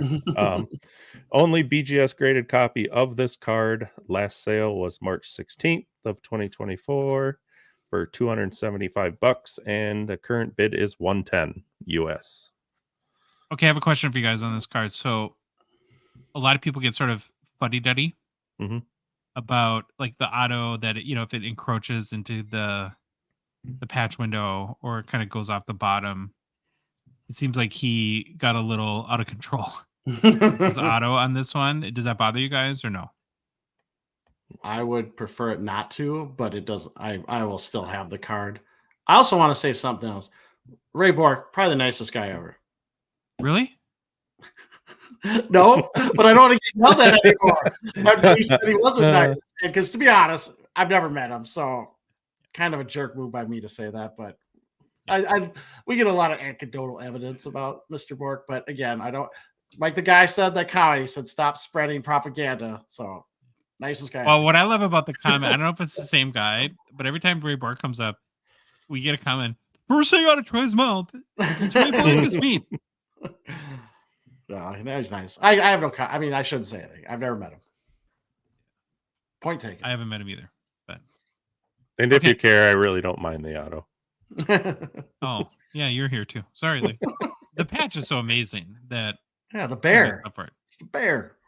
There you go. All right, to bid on these 6th grade hockey cards at any of the other ones available this week in the Fanatics Collect weekly auction, check out fanaticscollect.com.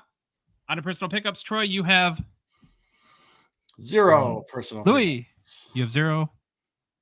I did a deal. Kind of cool. Did a multi-card cash offer deal at my card post. That's where if you find a person that has a few cards you like, you can say, I want both of these, and will you give me a little bit of deal if I buy in bulk? Got him from Doghouse Hockey Cards, a follower of our show. Got a great, he's got kind of a cool brand around his hockey card collection. A lot of nice stuff at his MCP store, so I'd recommend. Oh my gosh, I'm so tired. I'd recommend checking it out, his store on my card post. So the first one is this 1997 Pinnacle Patrick Waugh artist proof. I think it looks cool. Yeah. Yes. Great looking card. And then I got a 1995-96 Fleer Ultra Patrick Waugh gold medallion. I've been collecting the medallions from 2021 Fleer Ultra, so I had to go OG and start collecting some of these too. That curve on that blocker. Holy cow. That's crazy. They don't do that anymore, do they? No. What was the idea behind doing that in the first place? Who knows? Probably angling, or someone figured out maybe they thought it was better for deflecting pucks, or I don't know. Well, we did it, boys. That's our show. If you like the episode, please leave a rating and review on Apple, Spotify, whatever podcast app you listen to us on. If you love the show, you want to support us, want to chat with us on the Hockey Cards Gongshow Discord server, want to compete in the 5K challenge, please consider a $5 a month donation. Join our $1.99 support level tier on Patreon. Link is in the show description on both podcast apps and on YouTube within our Instagram, TikTok profile. You can get there via our website, hockeycardsgongshow.com. There's a Become a Patron link at the top of the page, or just go to the Patreon website directly, patreon.com, search for Hockey Cards Gongshow.